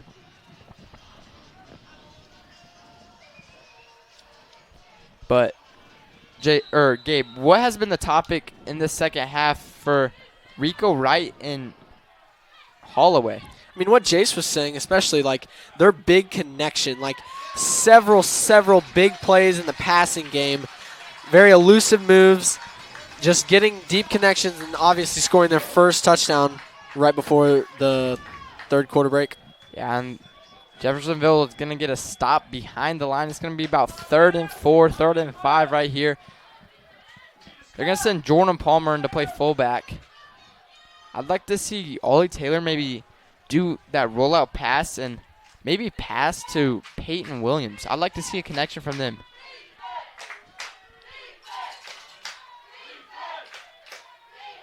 Taylor under center. Yeah, Warriors in the I formation. This Jeffersonville, crowd, they're hyped up. They know their team can get back into this game. And Valentine's going to be stopped about a yard short. This is going to be an interesting call, but Darren Fisher looks like he wants to go for it. And right here is where you're going to see that QB sneak from Ollie Taylor. It's kind of unstoppable for about a yard, but this is what they're going to do right here, obviously you can tell. They might get him on a false start, which could end the Warriors' drive. Oh. Yeah, with an experienced offensive line, that QB sneak is great. That false start's going to be crucial for the Warriors because that's going to end their drive and make them punt. You're going to give Jefferson the ball back. You got 10 minutes and 52 seconds to go. Down 2 touchdowns. What do you want to see from Jeffersonville, Gabe? And as I've been talking the entire game, maybe too much, but the momentum is key. I look for the connection between Rico Wright and Cameron Holloway and that big connection that they've been having the whole game, and I look to see that this quarter. So it's like what you're going to see right here is Eli's there. The first time Whiteland's punting tonight, and it's Eli's there, and he's going to punt to Holloway. I'd like to see Holloway return this and get some yards if he has the chance, and he's going to do that. And he's going to take it. He's going to take it to the Warrior head, down the sideline. Holloway to the 30, the 20, the 10, the 5, and a touchdown. Wow. Like I said, Holloway. He's been the story of the second half. That's going to put him down 1 touchdown, and this is a close game. Jeffersonville, momentum in their hand. The Warriors have to respond. Yep, and this is what I've been saying the whole time. Momentum. This right here is a key pivotal moment in this game, and if Jeffersonville can get a stop after this kick, then we'll just have to see, but this is not looking good for Whiteland we know right now. At Whiteland, that side of our field can get, it can get loud in the student section, but right now it's very quiet, Jeffersonville's getting loud with not that many people over here. They have the momentum on their side right now. Cameron Holloway, the biggest player on the field right now. Yeah, Schoonover about to attempt the extra point, and it looks like they're trying to fake it, and it is not fooling the Warriors. Owen is still alive. They're going to blow it dead, but their fake is not fooling the Warriors, and I don't think that's a smart call by the coach. I agree. They're down.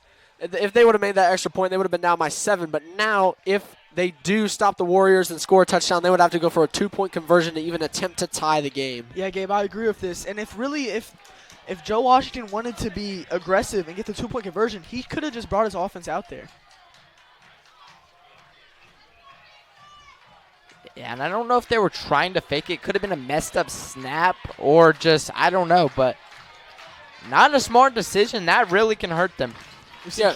And we've seen several player miscommunications with who's supposed to be on the field, so you never know that can occur too. Yeah, we see Cameron Holloway, man. He has 2 touchdowns this game, and he's killing it. He is definitely the most obvious impact player on this field. He's doing work. And we've known that has been coming ever since Rico Wright got in, and we've seen the first reception to him. We're like, this dude is a stud. He can move. And right on that punt return, we just saw what happened. Yeah, with he's a shorter player. He's giving me Tyreek Hill vibes, the way he can just get in open field and just take off. Yeah, maybe even a type of like Garrett Wilson, the ankle breaker. Like, dude can just shift. Yeah. And I think he has a high football IQ too, using his blocks up the middle. You saw he got to the outside using his blockers on that kickoff team, and I think that helps a lot. Kick return team, sorry. Yeah, with having a quarterback like Rico Wright who has an arm and can get the ball downfield, we see Cameron Holloway over here engaging into the crowd, getting his guys hyped up. He's a great player, man. Schoonover gonna kick off.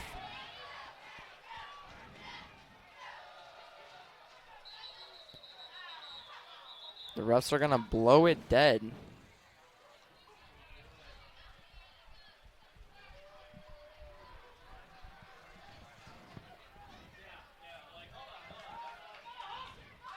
Some confusion going on right now.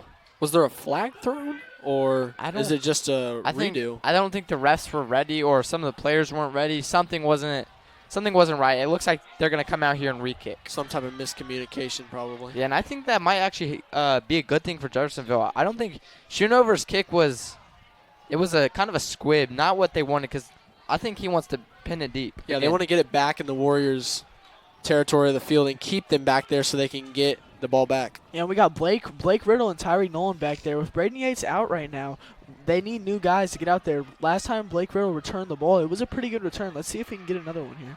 Yeah, if I'm shooting over right now, I would not be wanting to kick to Riddle again. I want to try and land it between the middle row and the back row and make him go for it. But obviously harder than it looks, so we'll see what happens here. This is a big game for Jeffersonville. It'd be a big win for them. They're going to try and, like, squib / onside it. They're laying some big hits, but nothing happened because Grismer's a very tough player. That is the fullback, Ian Grismer. He's a big boy. Connor Grismer, correction, but My fault. he's going to get that to about the 48 to 49 yard line. That's going to set up good field position for the Warriors. I want to see an interesting game here, so I'd like to see Jeffersonville. I want to see them make a nice stop and go play offense again. I feel like a big thing here is, I know we talk about the run game, but I feel like at this point you have to make Whiteland throw because of how the game's been going.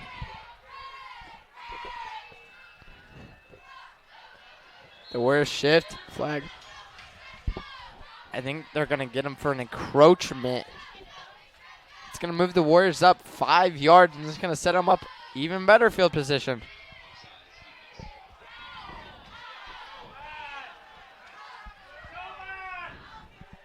Yeah, and this Jeffersonville crowd, they are not liking these calls by the referees tonight.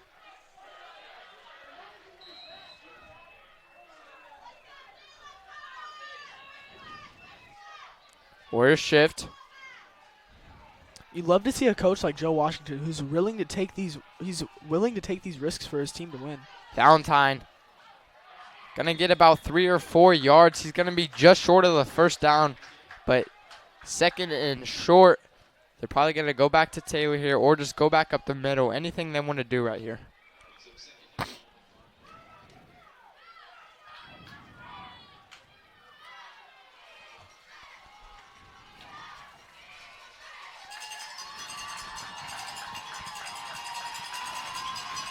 We've seen a switch on the offensive line.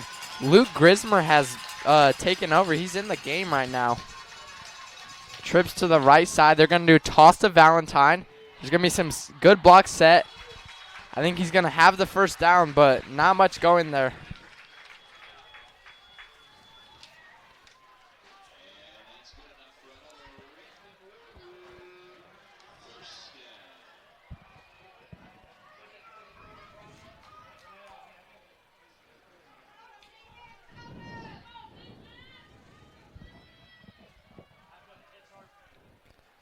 Jeffersonville fans have been in it recently. They've been more energetic, and they've wanted to be in the game.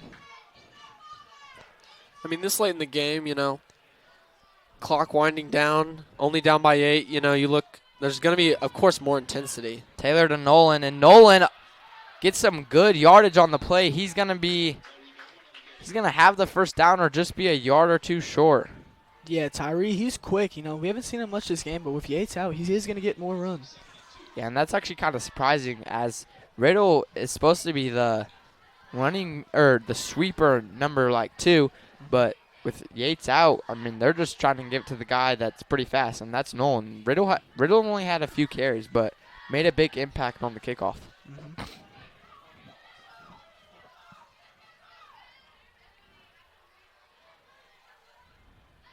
Man, Whiteland, they have a great home field winning percentage, and if Jeffersonville can pull this off at home on the first game of the season, that would be crazy. And Valentine works for extra yards right here. They're driving. Jeffersonville needs to create a turnover or get a stop on downs, only holding them to a field goal here. That would be very good. As the Warriors are burning up clock right now. It's 8:19 to go in the fourth quarter. Only up by 8. Yeah, this is an important drive for the Warriors. If they can get in the end zone here, they can put a cap on this game, which is a good game to start off the season. Good experience and a lot of, just a lot of learning moments from this game. And I think especially right here, it makes, if they score here, at least a field goal, it helps. There's going to be a flag on the play. It looks like Peyton Williams got caught up. Maybe a holding or a block in the back. This is not very good for the Warriors. You don't want penalties in this situation. Noah Pope's range is not the best, as we've seen. You don't want to back them up where we have to go for or punt in a long situation. This is not that great for the Warriors right We here. were just talking about how Blake Riddle was the sweeper behind Yates, and there he is with a carry. You know, he got a few, and that is getting backed up, but it's nice to see Fisher giving him some carries. Yeah, he's obviously worked hard on play fakes, so nice to see him actually get the ball for once. This is going to back the Warriors up to 1st and 22, which is not very convenient, but I still don't see him passing. I think Darren Fisher's going to go back to Slade Valentine, and Joe Washington needs to realize this here, and he needs to pack the middle. And I think you look at it from a standpoint, too, is I don't think it'd be a good option to throw this close in the end zone, especially when you can just run the ball in with a guy like Slade Valentine or Blake Riddle. Yeah, but we just don't want the Warriors to be forced into a field goal here. Taylor hands it to Valentine up the middle, and Valentine breaks free. One man to beat, but he gets tackled. That's still going to be short of the first down, but only 2nd and 6. And I think that puts Whiteland in a position, if they score here, to at least help their defense and speed up Jeffersonville to get points on the board so they can get the ball back. You know, I'm not going to lie, Gabe and Griffin, you know, even if Whiteland somehow ends up not scoring a touchdown, getting a field goal, they can still put points on the board and get the ball back fast. Yeah, this Jeffersonville athletic department, they need to figure out some fluids for these players, as many Jeffersonville players have gone down cramping. I agree. We're going to take a break here on Whiteland Beat Sports Network, and we'll be back. Saturday, and my favorite thing when I was a professional football player was Indiana. The Hoosier State always made me feel like family. That's why I trust Indiana's hometown mortgage lender, Bailey & Wood. This family-owned company not only gives back to the communities they serve, but also with their 5-star customer service, they can close on your dream home in days, not weeks. So remember, Indiana, you can always get your mortgages at a snap with Bailey & Wood. Hey, Jeff, how does this look? Not bad, bud, but let's stick to mortgages. We're back here on Whiteland Beat Sports Network. As you're seeing the student section right now, they're very hyped.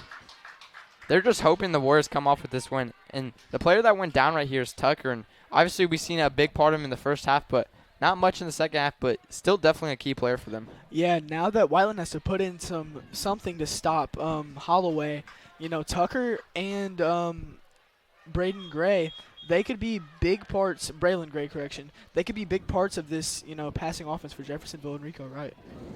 Yeah, Braylon Gray had a little bit of action in the first half, but he's been quiet pretty much all game. The first half, it was kind of a Tucker show, and also the running backs, Kelly and Williams. But then here in the second half, it's been Holloway. And that's been working. You know, that's got them their touchdowns. Holloway has got them their touchdowns. Taylor under center. Sends a guy in motion. Pitch fake. Massengale on the carry, and that's probably going to be enough for the first down or a few yards short. Right here's where the Warriors cannot afford a penalty.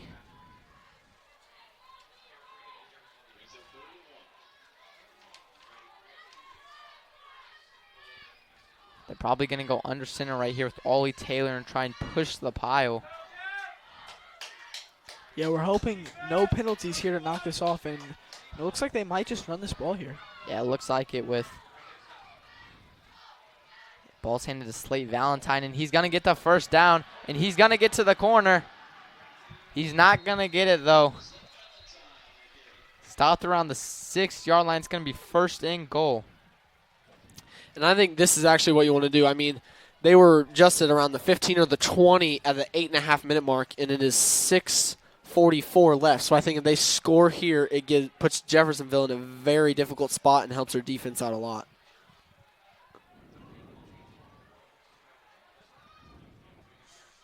Yeah, I agree with that. You know, Jeffersonville, even if there's a score here, they're put in a very bad spot because they're going to need another very fast touchdown, like a kickoff return or a big pass. Warriors in the heavy package formation, the wishbone. Look to see Jordan Palmer getting the ball up the middle right here. And they'll do just that. Palmer gets stopped, though, as he's one of the stronger guys, and not much going there for him.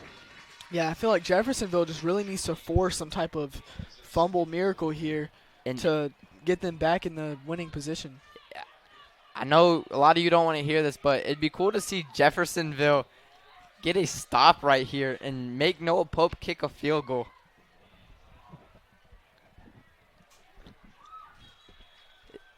Second and goal on the 4-yard line, and there's going to be a timeout.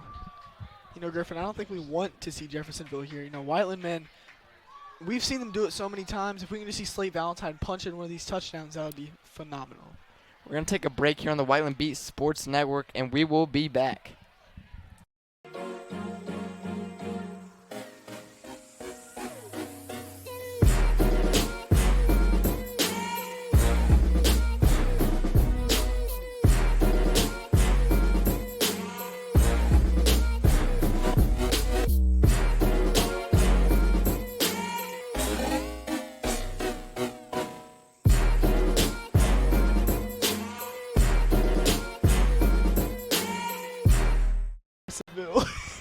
We're back here on Whiteland Beat Sports Network, and the Warriors are winning 21-13. It's second and goal, and they're looking to score right here, but Jeffersonville is looking to get a stop and go get back in the end zone. Yeah, this Jeffersonville team, man, they are a good competition for Whiteland early. The Warriors are hyped, running out of the huddle. Look to see Slate Valentine again and again, or to see Ollie Taylor up the middle. Jeffersonville packed in the middle.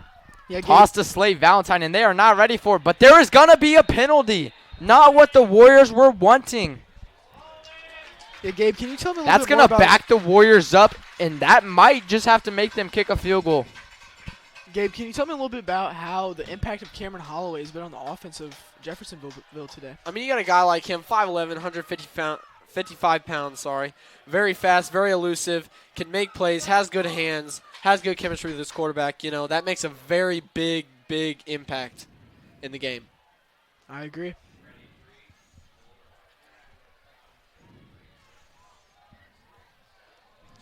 I also think you look for, besides Slate Valentine, I mean, you look for a guy like Jordan Palmer, a fullback, to punch in a run really close to the end zone. Or we look for them to use their sweepers here, like Blake Riddle's in the game.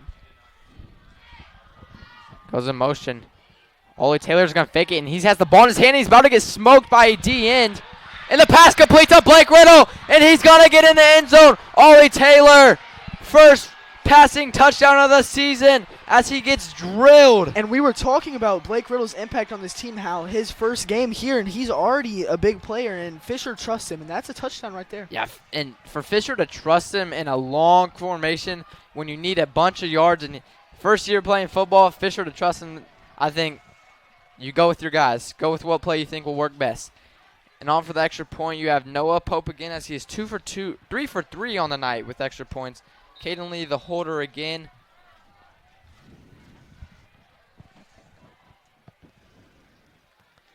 The kick is up, and it is blocked. See, that might not seem as important, but it's very important as they missed the extra point earlier. It makes it back to a two touchdown game, but Jeffersonville's going to have to get in it quick and score a touchdown. And that was a very athletic block by 5'10" Bryce Grant. Very good at getting around and blocking that kick. I'm saying we're going to take a break here on Whiteland Beat Sports Network. We'll see you in a minute. An opportunity to do something special, and I want to be part of it. That's a single mark with a basketball. Lob it up, yes. throw it down. We have a dream as an organization to be an NBA championship organization. People are going to find out about the Pacers.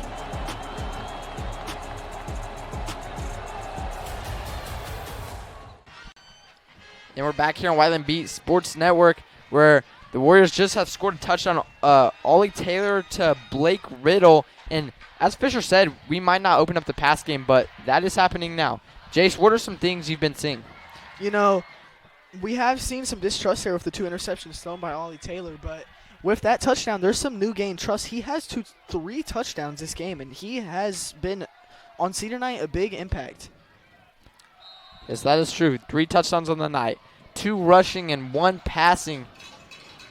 Ethan Boone going to do a little pooch kick. Obviously didn't want to give it to Holloway, which is a smart decision by coach. But the player is going and gets leveled. Jeffersonville is going to start their drive at the 50-yard line.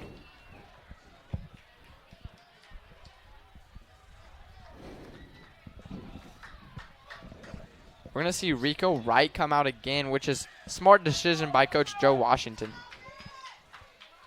Yeah, Rico Wright is one of my favorite impact players on this team because his arm is special, man. The way he can make those throws flawlessly to his receivers, it's good. Yeah, touchdown pass to Holloway earlier. That was a very special moment, I think. And that's going to secure him the starting job, in my opinion. And right here, I think they're going to put together a quick drive and do an onside kick with only 5:29 to go. Rico Wright's going to have to get Holloway, and that's going to be important. We're going to see what happens. And we do know football, anything can happen. It is possible that they can turn this game around into their favor. Rico Wright drops back to pass. Some pressure. He's going to get the ball out to number 2. Braylon Gray before he is leveled by Abraham Gonzalez.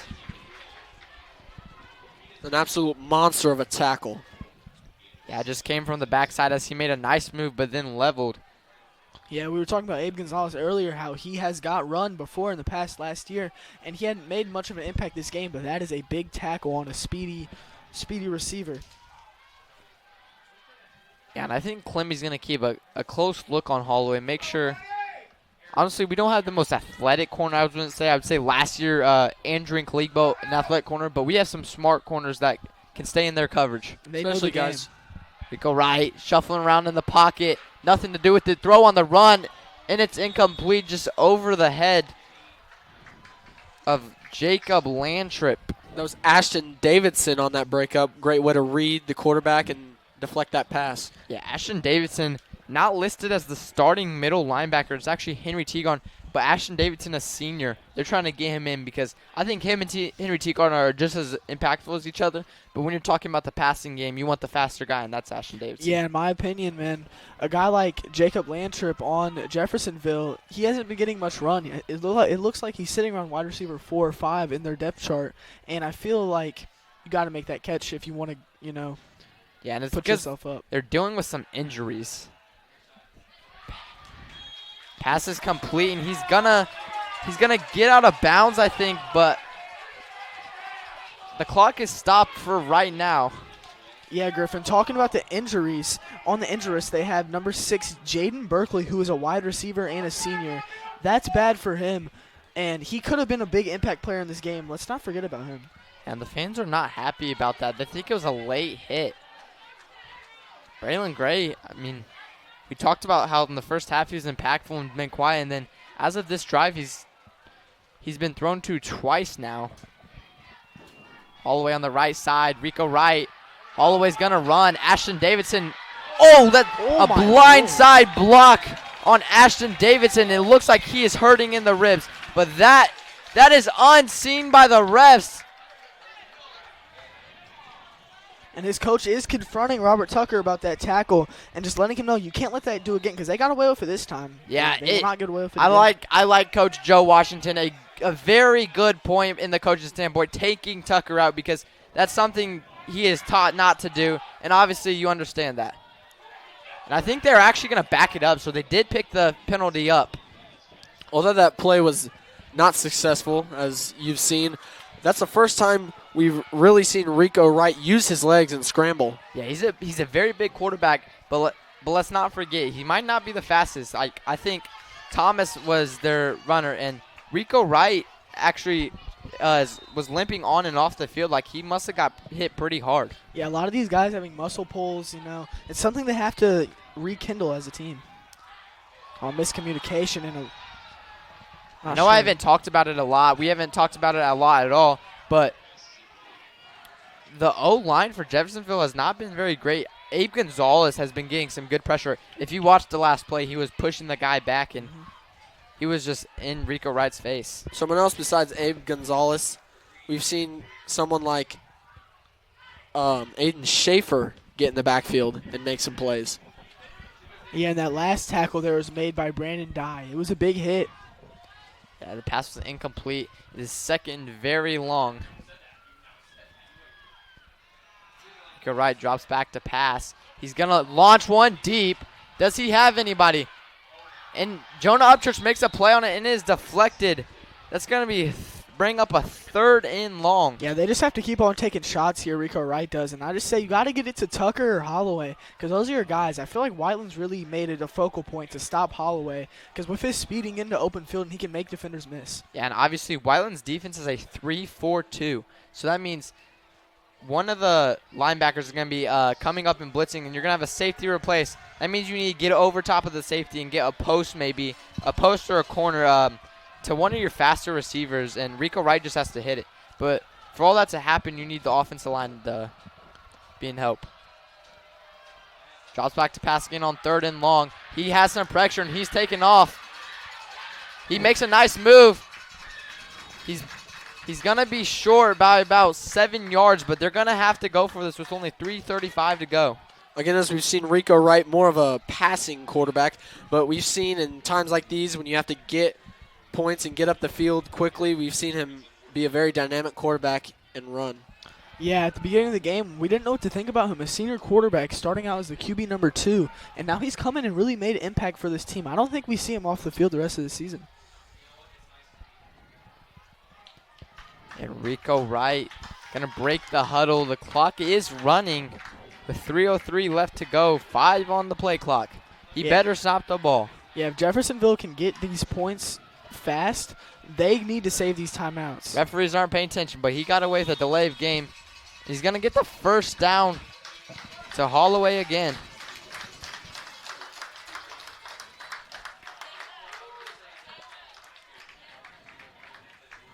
Obviously, he got out of bounds right there, so the clock will stop. But they better get moving as the Warriors will eat the clock away.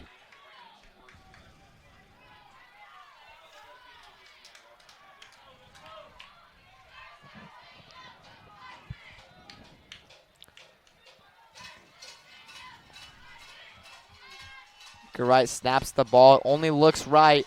Looks for Galloway, but going to be a hard pass with double coverage, and sideline toe tap is no good. Yeah, I understand Rico Wright and Holloway have some good connections, but man, he really has to look at guys like Robert Tucker and Braylon Gray on the other side. I mean, these guys are making their efforts to get the ball, and he's just not looking for them. And I think after all this passing and going to the field, I think this really opens up an opportunity from some short screen passes for a guy like Cameron Holloway to run it up the side. Yeah, we haven't seen that in a minute, end of round obviously, but it's because of the clock. They can't keep it running with only a little amount of time if they're trying to stay in this game. You know, with how much passing they've been doing, I'm surprised we can see drops the out ball. to pass. He's Nothing still on his going. feet. It's a big Throws throw. a wobble, and it's going to be intercepted by Brandon Dye. He's going to get up the sideline, and that might be the end of the game for Jeffersonville. Yeah, it's going to be hard to come back from that. They're going to really need a miracle if they want to put themselves back in a position to win the game. That's just – we've been talking good about Rico Wright all game, but, man, he has real-life tunnel vision for Cameron Holloway. He's got like a blitz radar. He knows when everything's coming. He can weave in and out, and he can find the receiver, but he obviously didn't want to throw into double coverage right there. He just had to get rid of it. And, you know, Rico Wright, 6'4", 210 pounds, moving very well in the pocket, even when it collapses, especially for a guy his size. And Whiteland back with it, just going to trust Slate Valentine. That's a big run. And Valentine obviously well over 100 yards this game, probably well over 150 yards this game.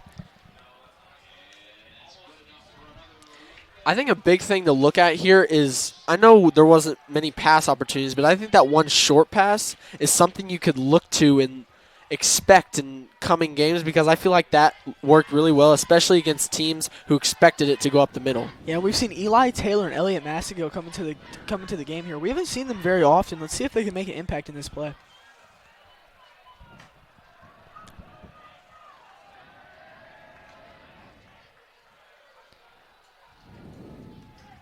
Assengale to the right side, and he's going to stay in bounds. He's going to keep the clock going. And Joe Washington, I think he thinks it's over in their mind. He hasn't decided to take any timeouts.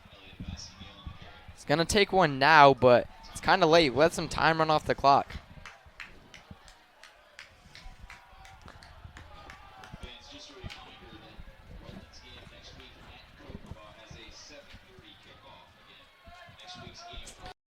Farm Bureau Insurance, we're not just good at insurance. We're good at Matt's 1-car, 2-bedroom apartment with a home office / home gym insurance. We're good at Nick's SUV and farmhouse with a remodeled kitchen / art gallery insurance. And we're good at the Wilbur suburban home with the 2-car garage / rehearsal space insurance. Have you seen my hockey socks? Have you checked your sock drawer? Start with Indiana Farm Bureau Insurance and stop knocking on wood. We're back here on Whiteland Beat Sports Network. Yeah, like I was saying, Whiteland has some big matchups coming up after this game, just to tune them up a little bit, facing a very fast player like Holloway. They need to be expecting more guys like that because they gave up multiple touchdowns to him, and that cannot happen again in the season. The Warriors break the huddles. They're just looking to run the clock down. Joe Washington's trying to stay in the game, but it's getting a little too late with only 1:48 to go. Yeah, and I'd say the Warriors have this game for sure. I mean, minute and around 40 to go, up 27-13 with the ball. I'd say the Warriors are going to close out a great game here today. Yeah, this is a big win for the Warriors, The intensity in this game was very big, and our student section is getting hype over there, man. This is a big win for the Warriors, and one that we usually get every single year. Yeah, and there's going to be a timeout called, and we'll be back on Whiteland Beat. We will take a break. I have an opportunity to do something special, and I want to be part of it. That's a sacred moment. The basketball. Lob it up, throw it down! We have a dream as an organization to be an NBA championship organization. People are going to find out about the Pacers.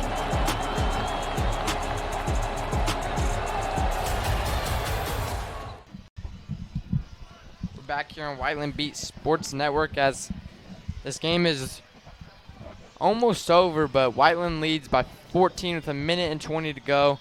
It is 3rd and long, but the Warriors are just going to run the ball game, let the time run out, and then they're just going to punt it. Yeah, we have mentioned that teams in football with momentum can really make pushes, but the momentum in Jeffersonville has just deflated from those plays that they had with Holloway earlier in the game.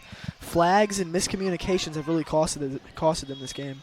Yeah, and I like Coach Joe Washington, the way he's been taking care of his players, keeping their behavior right and their attitude, keeping them in check, and I just like that from him. As this game could have gotten chippy, but I like how he's kept their players in line. Valentine up the middle, and he's going to be short of the first down, but the clock will run down. To go off what Jace said, I think momentum is, like we were saying, is a key factor, but I think at this point it's just too late for any comeback, and I think this is a win for the Warriors. Oh, yeah, for sure. This clock is going to run out, And for Jeffersonville, I wouldn't dwell on this game. They had some big plays that they made earlier on that built them the momentum to beat the Warriors. But when you have a guy like Slate Valentine on the offense of the Warriors, it's just hard to slow him down. Yeah, well over 15, probably well over 20 to 25 carries this game. And that's just the main part of the Warriors offense. It revolves around Slate Valentine. And a lot of people have been talking about Ollie Taylor Summer and how we're going to pass a lot more and how he's going to do that. And he's shown a lot in this game. I mean, 2 rushing touchdowns and also a passing touchdown. But to add to that, he also had 2 interceptions. So he has made up for them interceptions, though, by helping his team out by putting those points on the board. Without Ollie Taylor scoring that, we would be That was a big momentum shift because that big run right after that, Jeffersonville was putting points on the board. And without that big run, they could have stopped on that drive. This is a whole different game. And I think to go off what Jace said a minute ago, not for Jeffersonville to dwell on this game because they still got guys like Luke Church and KT Thomas manning the middle of the field. You got a guy like Trey Martin, who's a safety who's had 2 interceptions today, flying everywhere on the field, making big impacts. And I think for Jeffersonville, this game is just to talk about it, look at the film, and get better for next week. Yeah, we talk about Trey Martin on defense, but he has been on offense too, catching a couple passes. He caught some passes from Thomas earlier. I feel like he just needs to build more of a connection with with the new quarterback coming in. Yeah, 4th and 4. They're going to try and get him jump off, and that's just what they do. That's going to be the first down and the end of the game. The refs are going to talk about it. Could be a false start on the Warriors, but as of right now, it is an encroachment. Yeah, and if this ends up being on the Warriors, I'm not sure what they do with this. I mean, the game's over, so I don't think it would really matter too much, but it's a good win for the Warriors for sure. This is on the Warriors, and they're going to send out the punting unit. I think Jeffersonville can put Holloway out there to return this punt, and what if he does some magic right here? Yeah, no, that is definitely something that could happen. Eli's there on the punt again for the Warriors. You know, after Zaire punts this and this game starts coming to an end, we have the Warriors facing Kokomo in their home field next week at Kokomo. You know, that game could be another one of those games that Whiteland needs to win, and there's a flag on the play here. It's going to be another false start on the Warriors. It's going to back them up even farther. But going back to what you're saying, Jace, yes, Kokomo can be a very good game. Like what you're talking about, I know Kokomo's lost a lot of seniors. It was a very good game last year, very competitive. Both teams play smash mouth football. They just pound the ball, run the ball. That's all they do. And it's just it's at that point, it's just whose defense can stop whose run. And it's kind of crazy because both teams run a lot, then your defense is trying to get used to that. And Holloway just letting that ball roll, you know. I feel like they're done with this game. They're ready to move on, go to practice, and get that work in. And as we look to last year, the Whiteland Warriors beat Jeffersonville 52-20 in a win at Jeffersonville. And this game definitely was not very similar to that game, but you also look at it from a standpoint as it was closer, yeah, but Whiteland still came out with a W. And a big part of it is Coach Joe Washington. I think he has this team in a better shape than they were with last season's coach. I think he's done a great job with all these players. And for a game like this to just build chemistry and feel between these players on the field, and for them to come out here and put 13 points on this, you know, very experienced Warriors defense, that's impressive, and they don't need to dwell on much in this game other than their, you know, run defense. Rico Wright, pass to the left side and it's incomplete. Miscommunication with him and Holloway as they've been best partners through the second half. Holloway looks a little, you know, he doesn't look very happy about that throw that Rico just made. And, you know, it just looks like Rico's just done. Yeah, and as it rolls towards the end of the game, you know, players are starting to give up. They're just tired. And I think that's what Holloway's at this point. I mean, he's played a great game himself, and at this point, I think he's just ready to get home. I know these dudes, their muscles are just struggling right now. So many cramps. Their coach is going to have to definitely figure something out to fix that for their next game. Holloway, a wobbly pass, but it's caught by Gray. They're going to get the first down, but they better get up to the line because once the chains are removed, the clock will roll.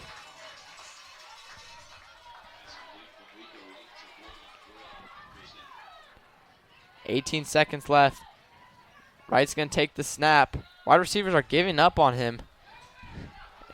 He's going to throw a pass to Holloway, and the toe tap is good. Wow. They're going to say he's out of bounds, but from my view over here, I think he had that in his hands. Yeah. Man, Holloway, that kid, he's amazing. The plays he's been making have been He's a great player. Yeah, I mean, that's another big play to add to a big night, but at this point, it's just too late. Yep, too little, too late, you know. And that looks like it's going to come back. I'm not sure what the flag's on right now. Looks like he's, you know, in some pain visibly from what I can see from here. But, you know, he's just going to work as hard as he can to help this team win as many games as he can. Yeah, and I think if you're him and Jeffersonville, I think he's the MVP of this game for them. He kept them in this game. He was a big part of why they stayed in this game, along with a great coach in Joe Washington, helped them be better than they were last year. And I think a big part of it is Rico Wright. I mean, you give him all this time all week, and you prepare around Thomas, and then at halftime they're like, geez, I don't think Thomas is expecting as we wanted. Rico Wright, will you step in and play? And he's like, yeah, I'm a senior. I have the veteran experience. I will get out here, and he's done a great job. Yeah, and I understand why he could be discouraged by having a sophomore starting over him, but he comes in here and puts some fireworks on the board. He looks for another Holloway pass again, and Holloway is visibly – he's angry out there. 3 seconds left. This is going to be the end of the game as the Warriors are up 14, but Jeffersonville will probably run one more play. Might see a... Let's see if Rico actually tries to go for a deep ball here. Might see the Enix station of Puerto Rico. They might just start pitching it back and back and back to each other. That would be a good way to end this amazing game. I think this has been an entertaining game as well. You know, the Warriors were up 7-0 at the half and definitely picked up the pace on both sides of the ball for both teams in the second half. Moving around, and looks like he's going to be sacked. Yeah. Aiden Schaefer. And that's going to be the end of the game. The Warriors are going to win 27-13. And a big performance by Slade Valentine with all the rushing yards. And Jason, Gabe, what are the keys that Jeffersonville needed to do to try and get this? Yeah. I know they didn't, but what did they need to do? Jeffersonville, they just needed to focus on a certain game plan and focus to it. They were switching around a lot. Their players were, not on agreements at some points. There's a lot of mishaps. And I feel like they just needed to contain Slade Valentine more. I know it's hard to do. And then also, obviously, Rico Wright, if he was in the whole game, this is a totally different game. Yep. Gabe, what do you have to say about this game? I can agree with you on that in the Rico Wright situation. They prepped for a different quarterback. He comes in and saves the game, and they were only down by 7 points, but, just not game planning correctly. And, you got an experienced defense in the Whiteland defensive line and a guy like Jordan Palmer, an interception for Brandon Nye that was definitely key to this game. Yeah, and we're going to –